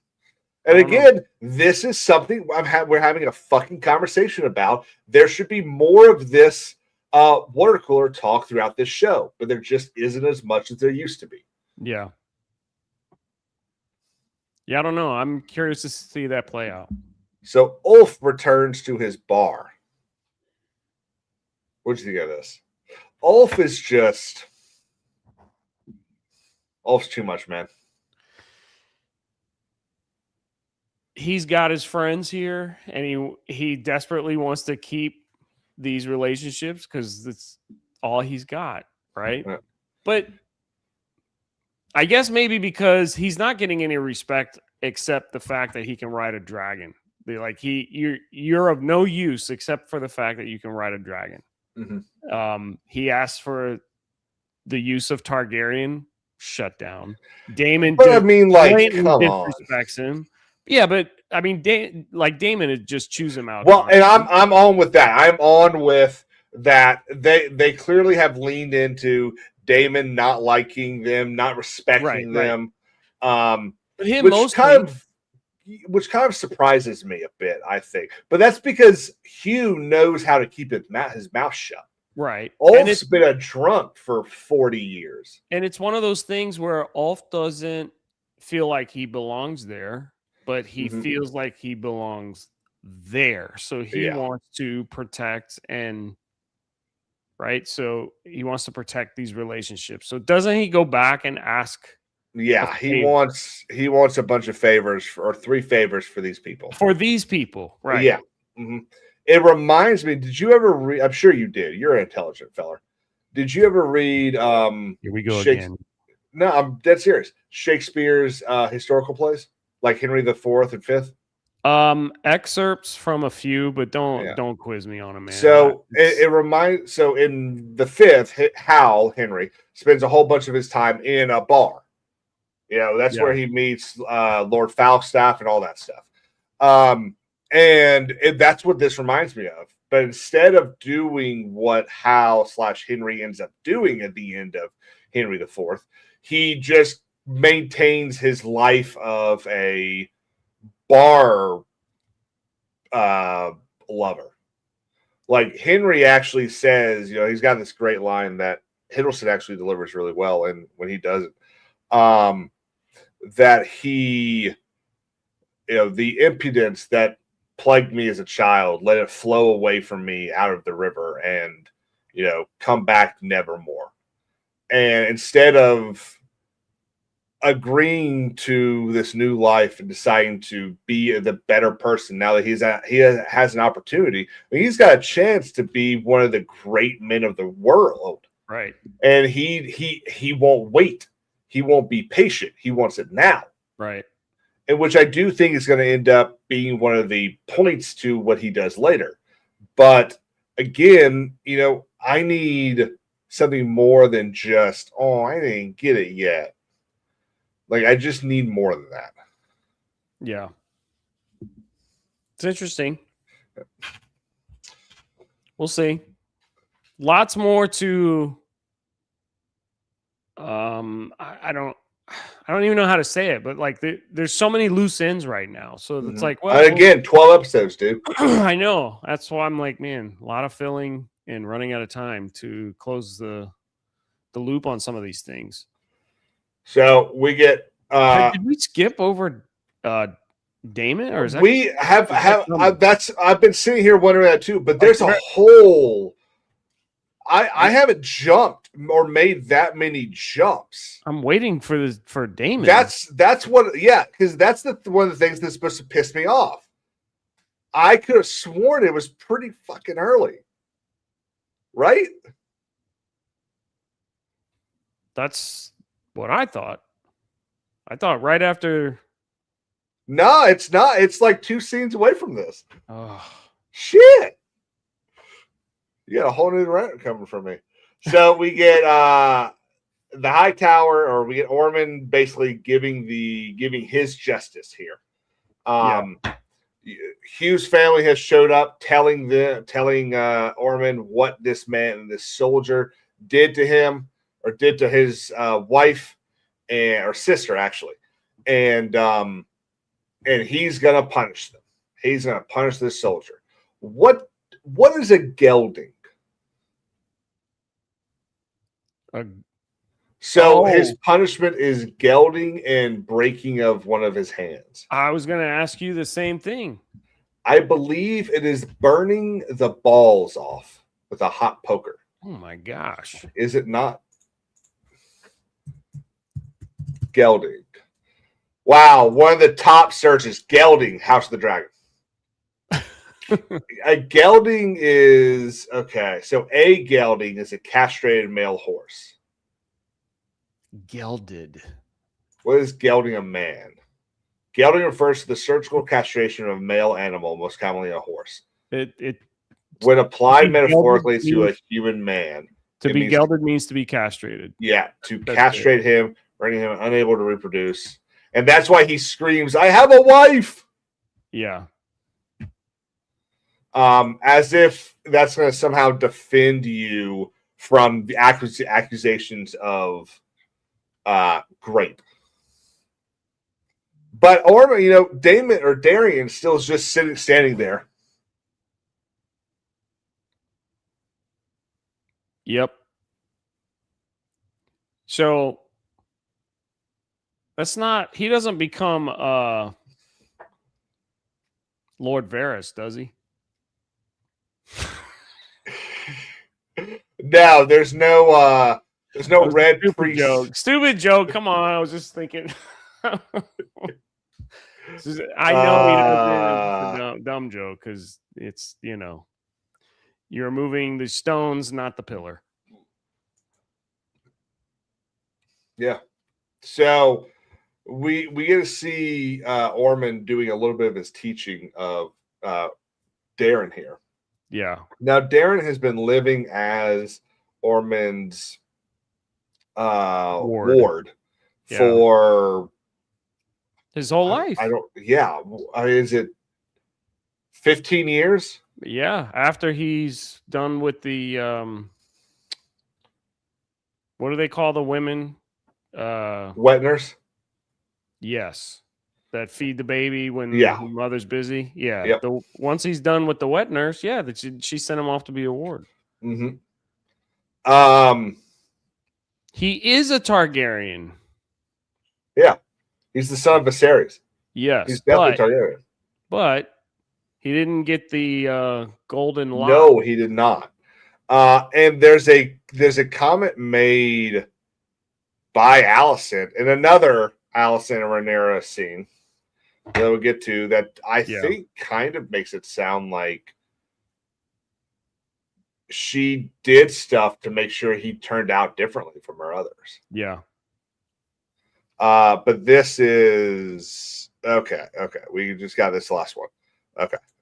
Rhaenyra and the Maester are gonna chat. And I'll be honest, I don't remember what they talk about. Do you have this in your notes? No, I don't. I didn't take any notes. I seriously cannot remember a thing that happens in this scene. Yeah. Your dragons rule the skies. She's trying to figure out how to get the High Septon to anoint her. And do the coronation. Yeah, right? and he kind of says, I think it was him that kind of said, there's no way to do it other than to kill him. Yeah. And I could be reversing these, but she doesn't want to kill him yet. In fact, I think she does that whole, that sounds too intense for now. Like she does kind of add this little lilt there that makes it sound like, no, if we have to do that, we'll do that later. Yeah. But I think we can go ahead and talk about the scene that we all want to talk about, because finally we get to see Daemon. Finally. And this is what I think anyone, again, there's like 2 or 3 characters in the entire last 2 seasons, and that anyone gives a shit, it's Aegon Targaryen and Daemon Targaryen. And I guess Aemon a little bit. But these 2 characters, I think, are going to pull this show through its boring next 12 episodes. I really like this scene. This scene here, this is the Vale, right? Yep. This is the Vale of Aaron. And this is where, in the original Game of Thrones, you make the man fly, the little Robin. Yes, Robin Aaron. Robin Aaron, who was just the dumb kid. And Tyrion Lannister had trial by combat there, and this is where he met. He actually had. He already knew him, right? Yeah, he met him in the tavern on the way to Sir Bronn. Sir Bronn of the Blackwater. Blackwater, yeah. And make the tall man fly. Yeah. So I like seeing the. It's definitely not a throwback, but it's just like seeing the place where things happen, a few hundred years. It's such an important thing that happens there. That I agree. It's sort of like when we got to see the North again, and we got to hear that music at the beginning of the last season. It's very much kind of a remember this? Remember when it was so simple? Yep. But I tell you, I love Madame Aaron here. I love the dress, the regality of it all. Look, there are literally only very much the same way as how Aegon did it all. But there is no army that could take the Vale except with their dragons. Even if you put it's sort of like Moat Cailin. Put every army and send them north, they will die at Moat Cailin. Yeah. You send every army you got over up to the Vale, and they will die at the Bloody Gate. And that's what I love about this. I love the Vale of Aaron. It's so cool. And what's even cooler, if you go and like read the descriptions of it, the show just doesn't do it justice. Like, it's so much cooler. But we get kind of a callback to remember that Daemon was married before Rhaenyra. He was married to that bronze bitch. Oh yeah, that's right. Yeah. And we got to have that whole off her horse. She fell off. Was she killed by him later? It's part of the whole conversation. It's part of the reason for the unreliable narrator to have the conversation. Not to say, no, this is absolutely what fucking happened. Sean. Right. No, it's messing. So he basically asked for gold and an army. Yeah. And she's like, you're not getting the army, but I'll give you some gold. Yeah, I'll give you some gold. I really do like the whole white coat thing going down. And I don't know why. I just think it's really cool. No, very regal. Get to see Daemon being Daemon, and really kind of one of the times that we get to see him be a true politicking, smart guy. Like, that's such a silly and dumb way of putting it, but he should have flipped out on her. We've got Breezy has said it. Someone else said it.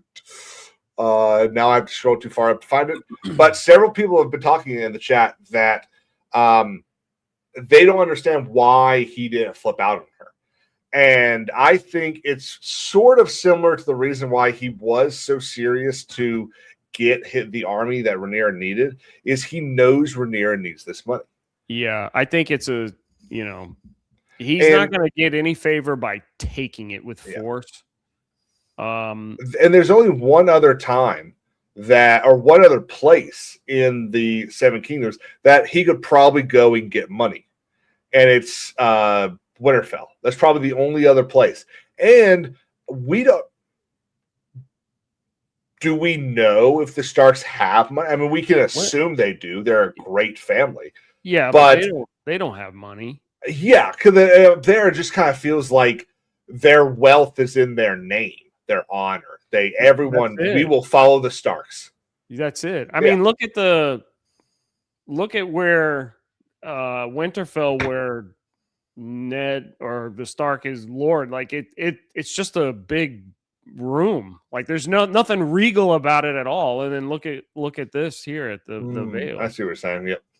Well, it's also a whole different people. Yeah.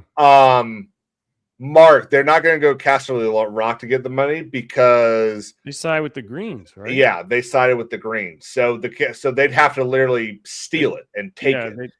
Daemon doesn't want to take it right now because it's just him and his dragon, and that's not going to help Rhaenyra in the long run. Taking the money doesn't add legitimacy to her claim.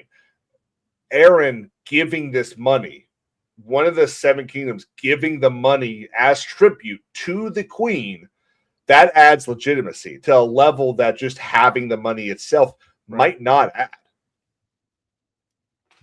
Now, I'm Brazy. I know they're not poor. Nobody says they're a great poor. family. They're a great family. They have to be rich. But are they rich in the sense? Because up there, I could see them saying, "Okay, well, you don't have the 12 stags. Give me 2 chickens." Like I could see that working up there in the north all the time. I see them spreading their wealth across their people rather than keeping it in their own vaults. Also, cool little thing that I just saw as I was look at this. You see this thing? It's kind of it's not yeah. And if my flag wasn't up, you'd see it right there. Yep. Right there. What's the sigil?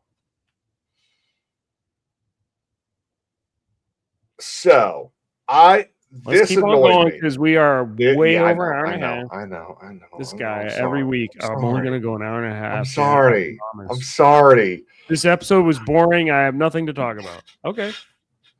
I'm still not setting up my stream because I don't trust you. So we go to the next scene. So I'm such an asshole. And I did too. I've got like 9 text messages to this guy saying we're all going to go about an hour and a half.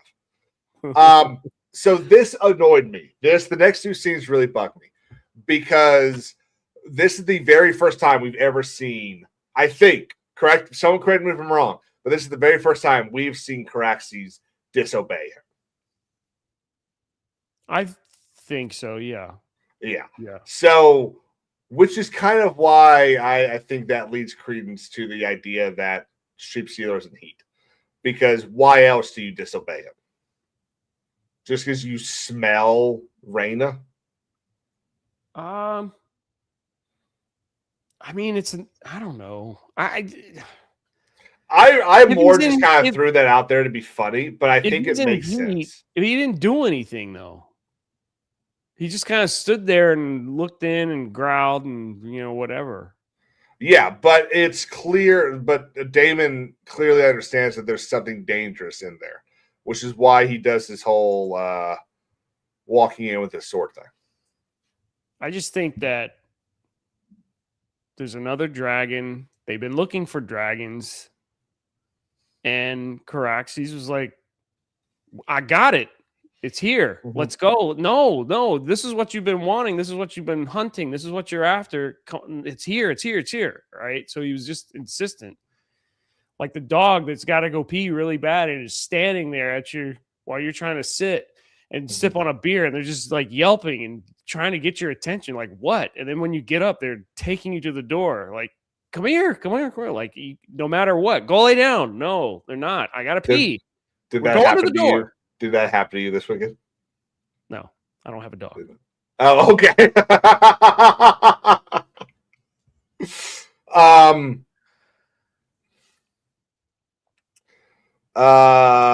So we get this, which kind of mirrors that scene. But I think everybody knew what was coming. Yeah. He's at the Vale. Mm-hmm.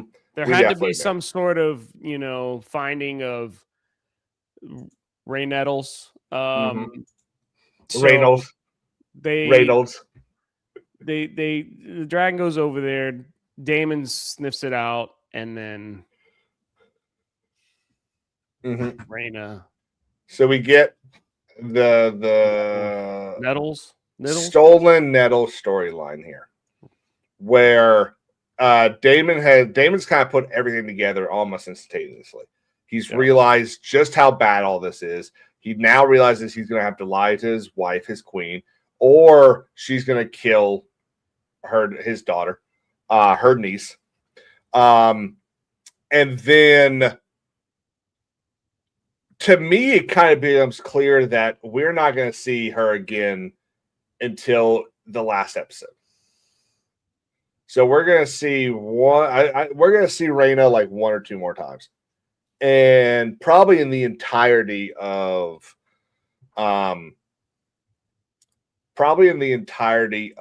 the rest of the show, we see her one or two more times, which is why it's kind of dumb that they took Nettles' storyline and gave it to her.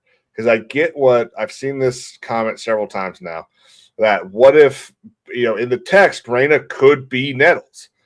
I still don't think it works, because there's the part of the whole scare. I'm trying to be a little nice here. Kind of the whole scare is that Damon is cheating on Rhaenyra with Nettles, and that's why they get so close. A letter gets sent to Damon to kill Nettles, and that's what freaks Rhaenyra out, and Rhaenyra just ends up doing a whole bunch of evil shit on top of what she's already done. I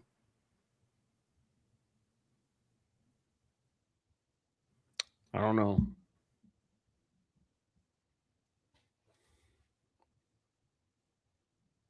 know. Sorry, I'm looking at the chat. Exactly, because she still has to have Morningborn. She literally sends a letter to Damon to kill Nettles because she thinks he's sleeping with her. I think she definitely cares. But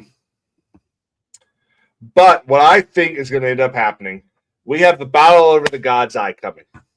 Okay, I won't say what happens.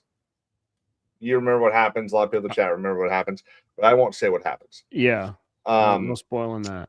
And I think that they're going to allow for a survivor. And I think that survivor is going to be rescued by Nettles. And I think they're going to Reynolds. And I think they're going to ruin the Battle of the God's Eye by throwing this chicken there who can't even handle her dragon. She should go watch the movie How to Train Your Dragon. Maybe she does, and she figures out how to tame a wild dragon. Yeah, the random 12-year-old can tame the wild dragon when Damon and the greatest dragon, whatever they're called, of an age, can't tame any of the wild dragons they got over there on Dragon's Den. You're quick to crucify.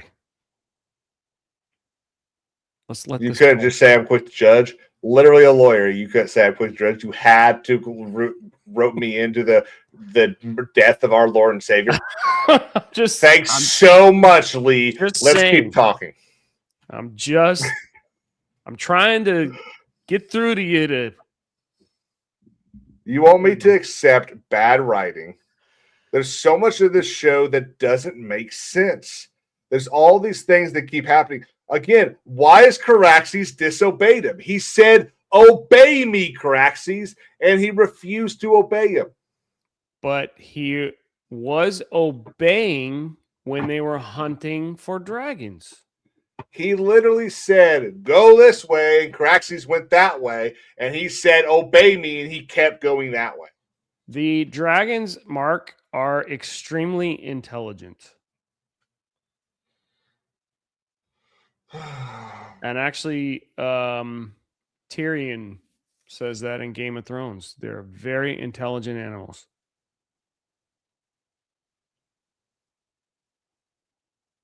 But anyway, we're almost at 10 p.m. and I still have another stream to do. Let's jump. There's a lot of dialogue in the next. Yeah, a whole bunch of dialogue between Ormond. So, okay. Last thing that I'm annoyed about. Last thing. Okay. What's the name of Daemon's sword? Dark Sister. What's the name of Viserys' sword? Blackfire. What's the name of Jon Snow's sword? Longclaw. What's the name of Big Girl's sword? Oathkeeper. The name of Little Bastard's sword? Joffrey. Widow's Wail. Yeah. What's the name of Stark's sword? Ice. Okay, I think that's all of them. What's the name of his sword? I hate when he quizzes me. Yeah, what's the name of his sword? Ormond? Yeah. Don't know, do you? Totally fine. You shouldn't know. Unless, again, you're fucking autistic and read this a bunch of times. This is the newest fucking Valerian sword we've seen. He's getting ready to hand this sword to a Targaryen and tell him to kill somebody. And we don't know a damn thing about this sword. The first time we saw Ice, we were like, "Oh shit!" Yeah, it's not Heartsbane. That's no. Heartsbane is the Tully. Yeah, Tully. How's Tully? No.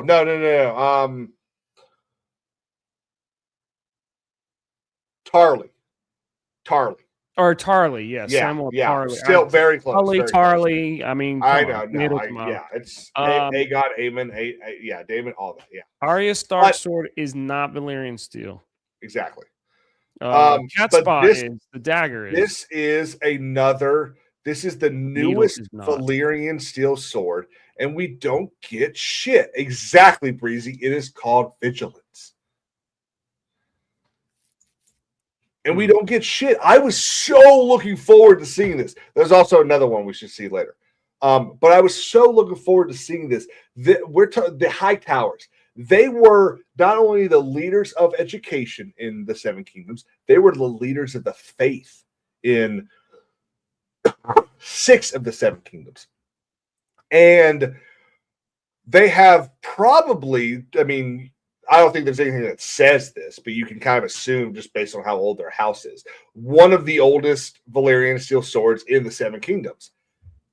And we get nothing.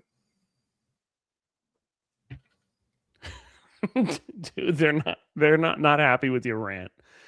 I get it. I understand it. Relax, big guy.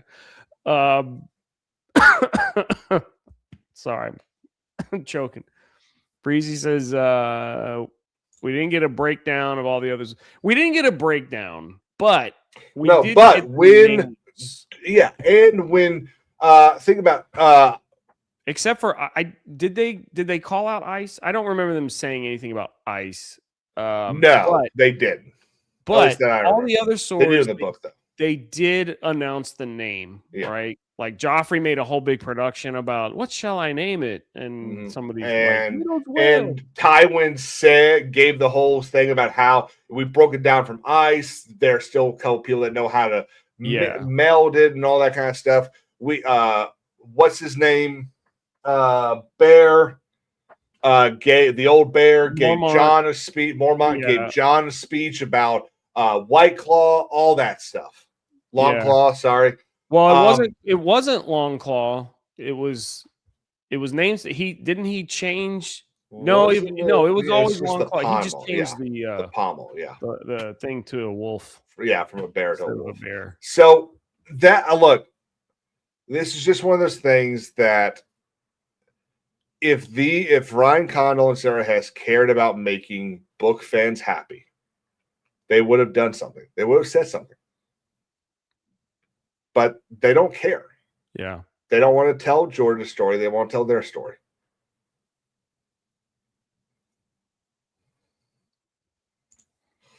The Yamark Reality says the Ice King is up north trying to get over the wall with a vast horde of illegals. See, that's how you know it's a little different from real life, because the wall is in the north in Game of Thrones, whereas the wall in the real world is in the south. Yeah. We have to so some of the dialogue we missed is when Ulf asks for the pardons. And here it is. Yeah. So we get the other drunkards in the bar. He asks for pardons. He asks for like money too, doesn't he? Yeah. I meant to write that down because I wanted to talk to you about that. Yeah, he asked for a house for somebody outside Rosby. I don't know where Rosby is. I would assume it's somewhere near King's Landing. Westeros.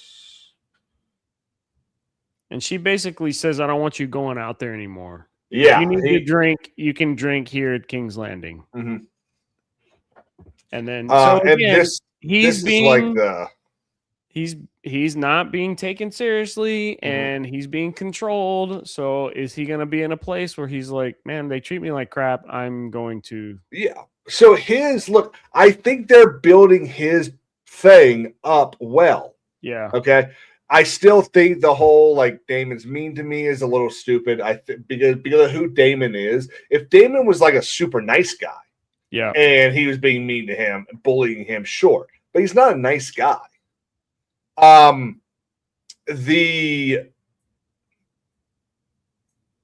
I still think Hugh's thing just doesn't work.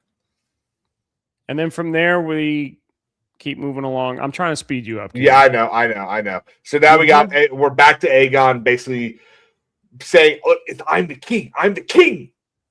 Well, he's cleaning poop and pee, right? He's in a bucket for each. Like the guy's so like belittling him. It's like, I want you to separate the waste products. Oh, that's just disgusting. And then he don't goes get to much lower than that, my friend. Then he goes to get lunch, and there is no lunch for him. So that he really flips out. And honestly, I thought this is kind of where I thought I'd get my speech. But that doesn't happen. In fact, he's made to kiss the dirty shoe of the guy that's in charge there. And it looks like he'd been walking through the human waste. So I would have been aiming much up closer to the top. Tilt your head down a little bit so he can't see where you kiss. And I would have been going way up closer to the top of that boot than where he went.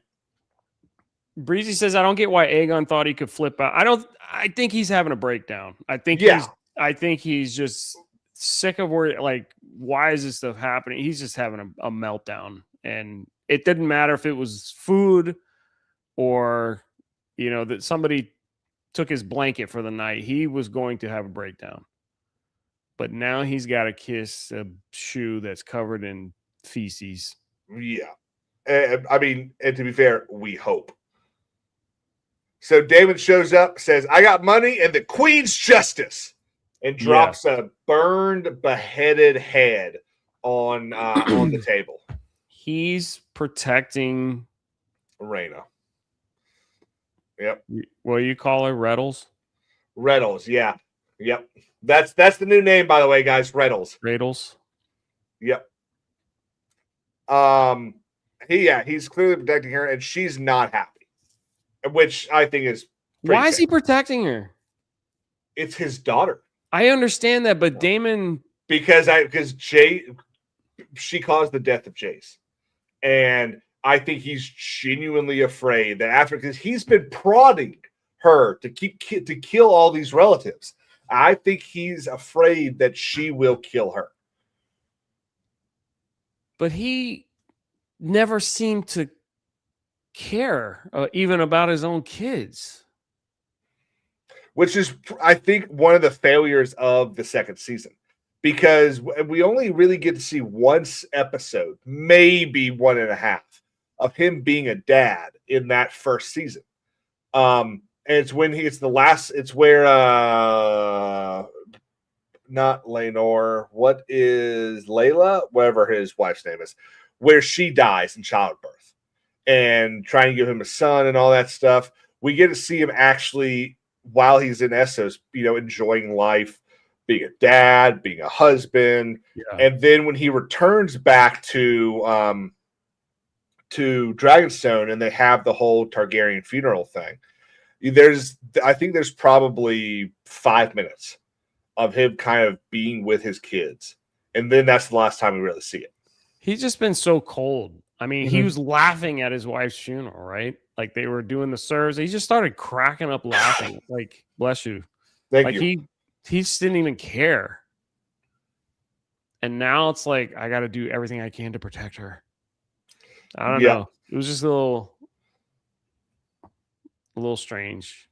And I mean, I know we quickly saw Rhaena, but man, she looked like a mess. She looked worse. Like shit. She looked worse in this episode than she did in the last one, asking for asylum. She cut her hair all off. It's all napped up. It's a mess. So now, he claims that he got the rider and the dragon flew away, and that's all he wants Rhaenyra to believe.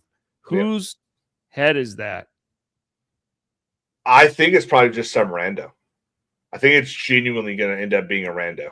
They never do random. I agree with you on that. 100%. It's never a random. But I mean, he's coming back from the Vale.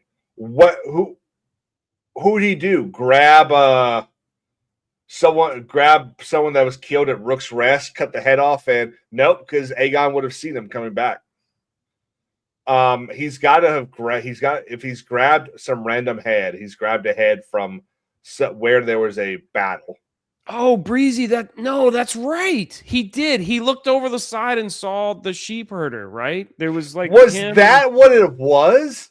So I saw that. I thought that was just a fucking sheep. I didn't put that together. So I was watching this on my phone at work. So I 100% missed that detail. Hand to God, I thought it was just a bunch of sheep going, bah. Yeah, no, there was a dude. Okay, I did not put that together. 100%. 100% Good call, Breezy. Yep. Good call. Yep. And it's burned up, right? So Caraxes had a meal. Yeah, Caraxes had the sheep and he cut the head off. So yeah, save me the head. Yeah. So now we get a little bit more of the money that Daemon found will not be enough for the people. Whose head is that? Just so freaking annoying. And then we move on from this to the big cliffhanger. And Helena looking very full. And okay. Very, very full up top. Okay, this might be a weird question. Yes, Breezy, that was hilarious. I'm not sure. Like, look, I'm not married. I haven't had a kid. Does it become obvious? Like, yes. Like they get that. Like it's like, oh, okay, yes. okay. Because, but what I thought is weird is she's staring, like she's looking for a little bit, going, hang on a second, something ain't right here. Everyone's like, yes, Kings, it does. But when she walked up, I saw them things. I'm like, oh boy. And then then you see the bump down low, and you're like, oh, okay. Now whose kid is it? Yeah, that's what I want to know. I don't remember this. If this is in the text, the sacred text, that's or Aegon before his final battle. So what? You start showing it at like 4 months, right? Yeah, 4. So yeah, could be 4 months. I mean, it's been somewhere between about 3 and 5 months since Rook's Rest, which is his final battle. So yeah, could be. Now, if it's Aemon, she doesn't strike me as the kind of Targaryen that would do that stuff, unless he. I don't think it would have been consensual. Yeah, unless he. There was some assault behind something. I don't think it would have been mutual. As weird as that is to say, right? Based kind of on that like weird kiss he gave his mom, and the stuff in the second season where he like had to lay with the person that was like saying, "Oh, good for you," and being kind of a motherly figure. It wouldn't surprise me if it just kind of happened, and then they were just like, "Oh, okay." And how awesome is Fia Saban? Is that her? Helena, yeah, she's awesome. Yeah, she's big fan. Her voice, I could listen to her read a phone book, and I'd fall right to sleep. I love her voice. I love. Let's make sure we add that fall right to sleep part. Why?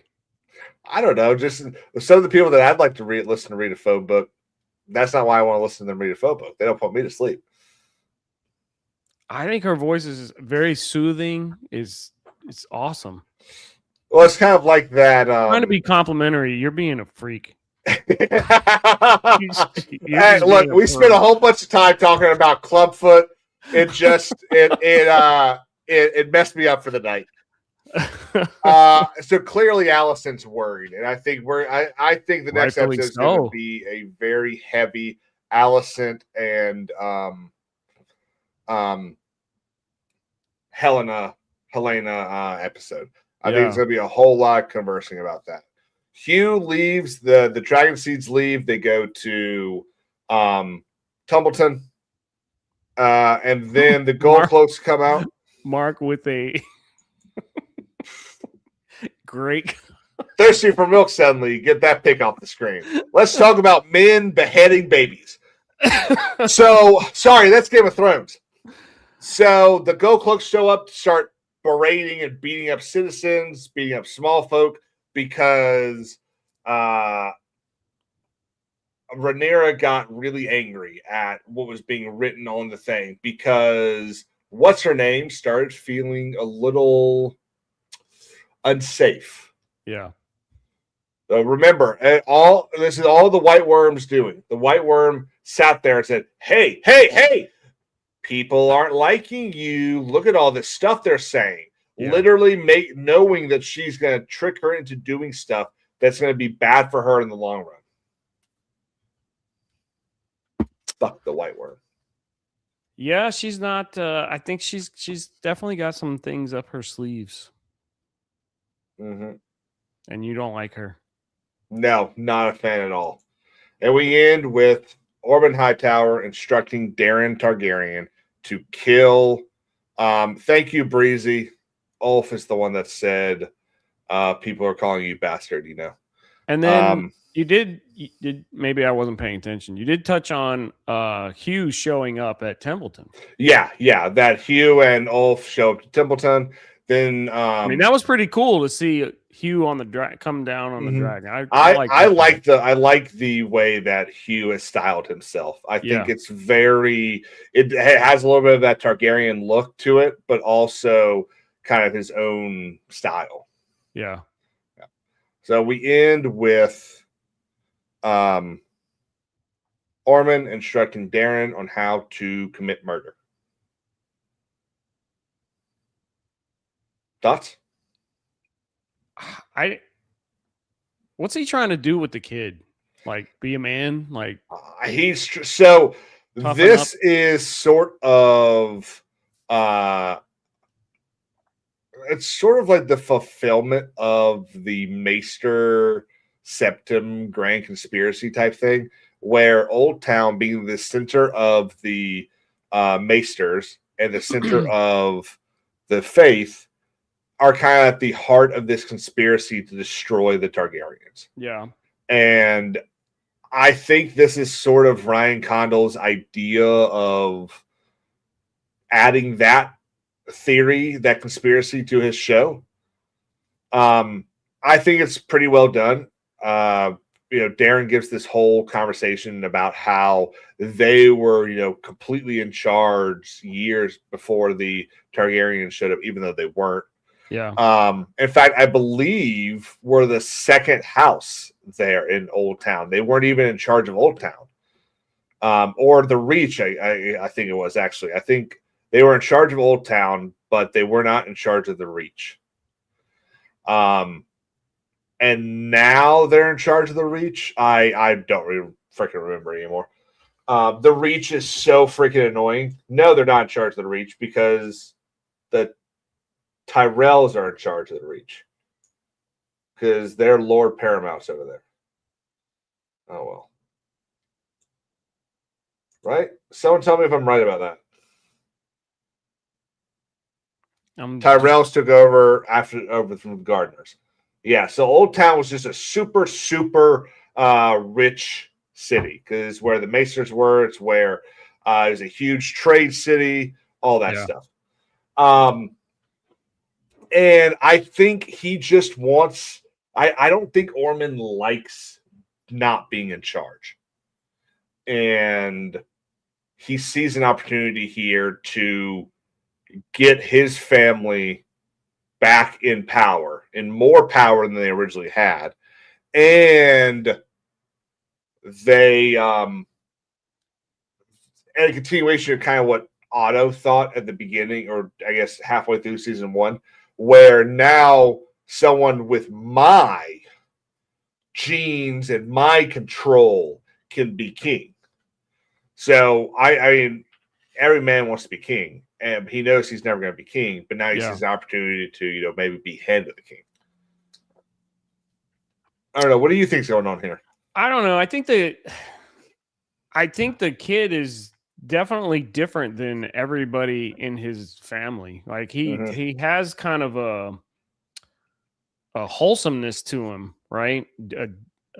He's very genuine, and he doesn't have this evil sense to him. Darren, I'm speaking of, because before Ormond even comes into this scene, he's like talking to his dragon and very lovingly and just wants to fly and do this stuff. And then Ormond comes in like, okay, you have to stab this guy.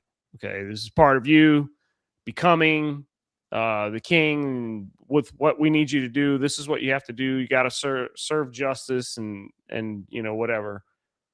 And he didn't want to. He was like, "Isn't mercy part of being king too?" Like, nah, forget all that. No, you gotta. Stick him with a pointy end. Yeah. I just think that so there could be a bit of brainwashing going on. It's very much brainwashing, and I think what we saw at the beginning of the scene with Darren being kind of affectionate is that the brainwashing has not taken 100% hold. Yeah, that he's still a little childish, maybe still a little free. Do you think Alicent is evil? Alicent Hightower? Yeah. So clearly, look, Ormond is a mess. Ruling's still out on Gwen. No, I don't think Allison's she's kids, evil. with the exception of Darren right now and Helena, Yeah. her two older sons, they're a mess. Yeah. I don't think she's evil. I think she is in a position, or was put in a position, that she did not even remotely understand what was required. She also became a mom at like 16. So if Viserys was clear, you don't think she would have pushed for her kids to be king, that like Otto was trying to get her to do? I don't think she would have been no, not in the way that she did. I think because she of her believed, misinformation, this war stuff. I think she believed what she was doing, which is why she went along with it. Had she not fallen in, had she not become mistaken, I think she would have been like, guys, like, what are we doing? No, what are y'all doing? And then she would have ended up with like a dagger at the back during the ceremony. Well, she also had the pressure of her father and the council pushing for this. So I think it would have been behind her back, right? Exactly. Yeah, they did. And so I think that she was really quick to believe Viserys when he's like, Aegon, oh, he must mean Aegon, our son, to be king. Even though there's been like 12 of them. Yeah. Oh, yeah. No, I think He's never spoken of it until his last breath, and now all of a sudden she's like, "Oh yeah." So with all that pressure, I think she just doesn't. I think she just isn't under. She didn't know what she was getting into. She didn't know what it meant to be a mom. If I recall correctly, she didn't really have a mom because her father took her to court when she was still rather young, so her mom wasn't there. Yeah, and so she didn't have anything to kind of live up to. She doesn't know what that job is. So she kind of learned on the run. And the whole time of her having those kids, she's also kind of competing against who's supposed to be her friend and growing more and more angry towards her friend. King's Landing is an evil place. And I think it kind of turned her into something she wasn't, but not to the point where she became evil. I think she just became misguided. And but no, to answer your question shortly, no, she's not evil. Okay. So there's a few good people, a few decent people in this. Yeah. Well, remember, and God said he would save Sodom and Gomorrah if he could find only 10 decent people. Yeah. 10 righteous people, I should say. Okay. And then that's the end of the episode. Yeah, the end of the episode is, I guess his dragon decided that he wanted a snack. Because he just kind of left the scene. No, because he just sent him away, didn't he? Yeah. Well, no, because he does this, and then the fire illuminates the entire area. So I'm assuming he burned the dude and ate him. And then, yeah, that's right. That's right. And then you hear some like chewing. Yeah. Yeah. So there was some dialogue though that I thought where he was like, send him away. Maybe he was talking about the prisoner. He might have been. Like, I thought you sent him away or set him free or something like that. Yeah. So Darren tells him, I thought you'd let him go. Yeah. He was like, no, he attacked one of our men. Yep. Okay, I know you gotta go play. What are your thoughts on the episode? Out of 10. Oh, out of 10. I hate doing that. Okay. I can't do out of 10. Because I'm only comparing it to the rest of the episodes this season. This wasn't as good as I like this one better than last week's, because last week it was all Rhaenyra. At least we saw some other stuff going on. But I'm just concerned that they're putting too many filler episodes together and they're going to run out of time, because there's a lot of stuff that has to happen. But because of these fillers, it means they're going to take away some of that cool stuff that has to happen. So, yeah, I am a little concerned about that. But I'm ready for some action. House of the Dragon, Ryan, all y'all. Like, give me some Give me some battles here. This next episode better be intense. I want. So for me, I think this is a 5 for me. And not because I'm angry or anything like that. There's just nothing You're always happens. angry. Well, yes, true. I'm sort of like the Hulk. But there's just nothing. There's not a lot that happens for me. Yeah. It kind of feels, and it's felt like this a lot since probably about halfway through season 2. It just doesn't feel like Ryan and Sarah are writing the show for me. It feels like they don't care about me. And look, when you're adapting something, and I'll say the same thing, I'll probably be even meaner. And y'all be surprised that I could be even meaner. But when Greta Gerwig's Chronicles of Narnia comes out at the end of this year, man, you think I'm mean now? You people haven't seen shit. When you adapt something, whether you are adapting something like the Odyssey or you're adapting the story I wrote when I was in 6th grade, you need to be faithful to what you're adapting. And we're seeing, look, if the Odyssey really wants to have a shot at being good, you cannot rely simply on the name of your director.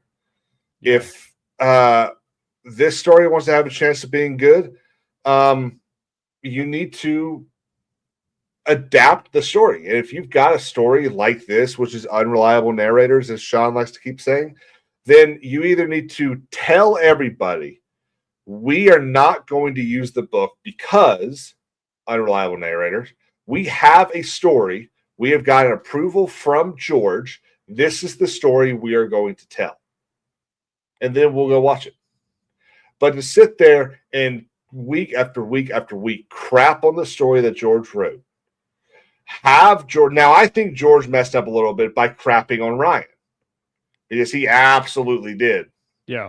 But Ryan should have come out, said, I'm really sad he did that. George has always been kind of a hero of mine. But there's some stuff that we're not going to be able to tell in this story. And that might be because we decided to go too old on some of the characters. It might be because of this or that. But we're going to try to do this story justice. And book readers, you can trust me that we're going to do a good job. We're going to do the best we can with this story. Yeah. But when you continue to just kind of ignore your fans, the actual fans, not the tourists,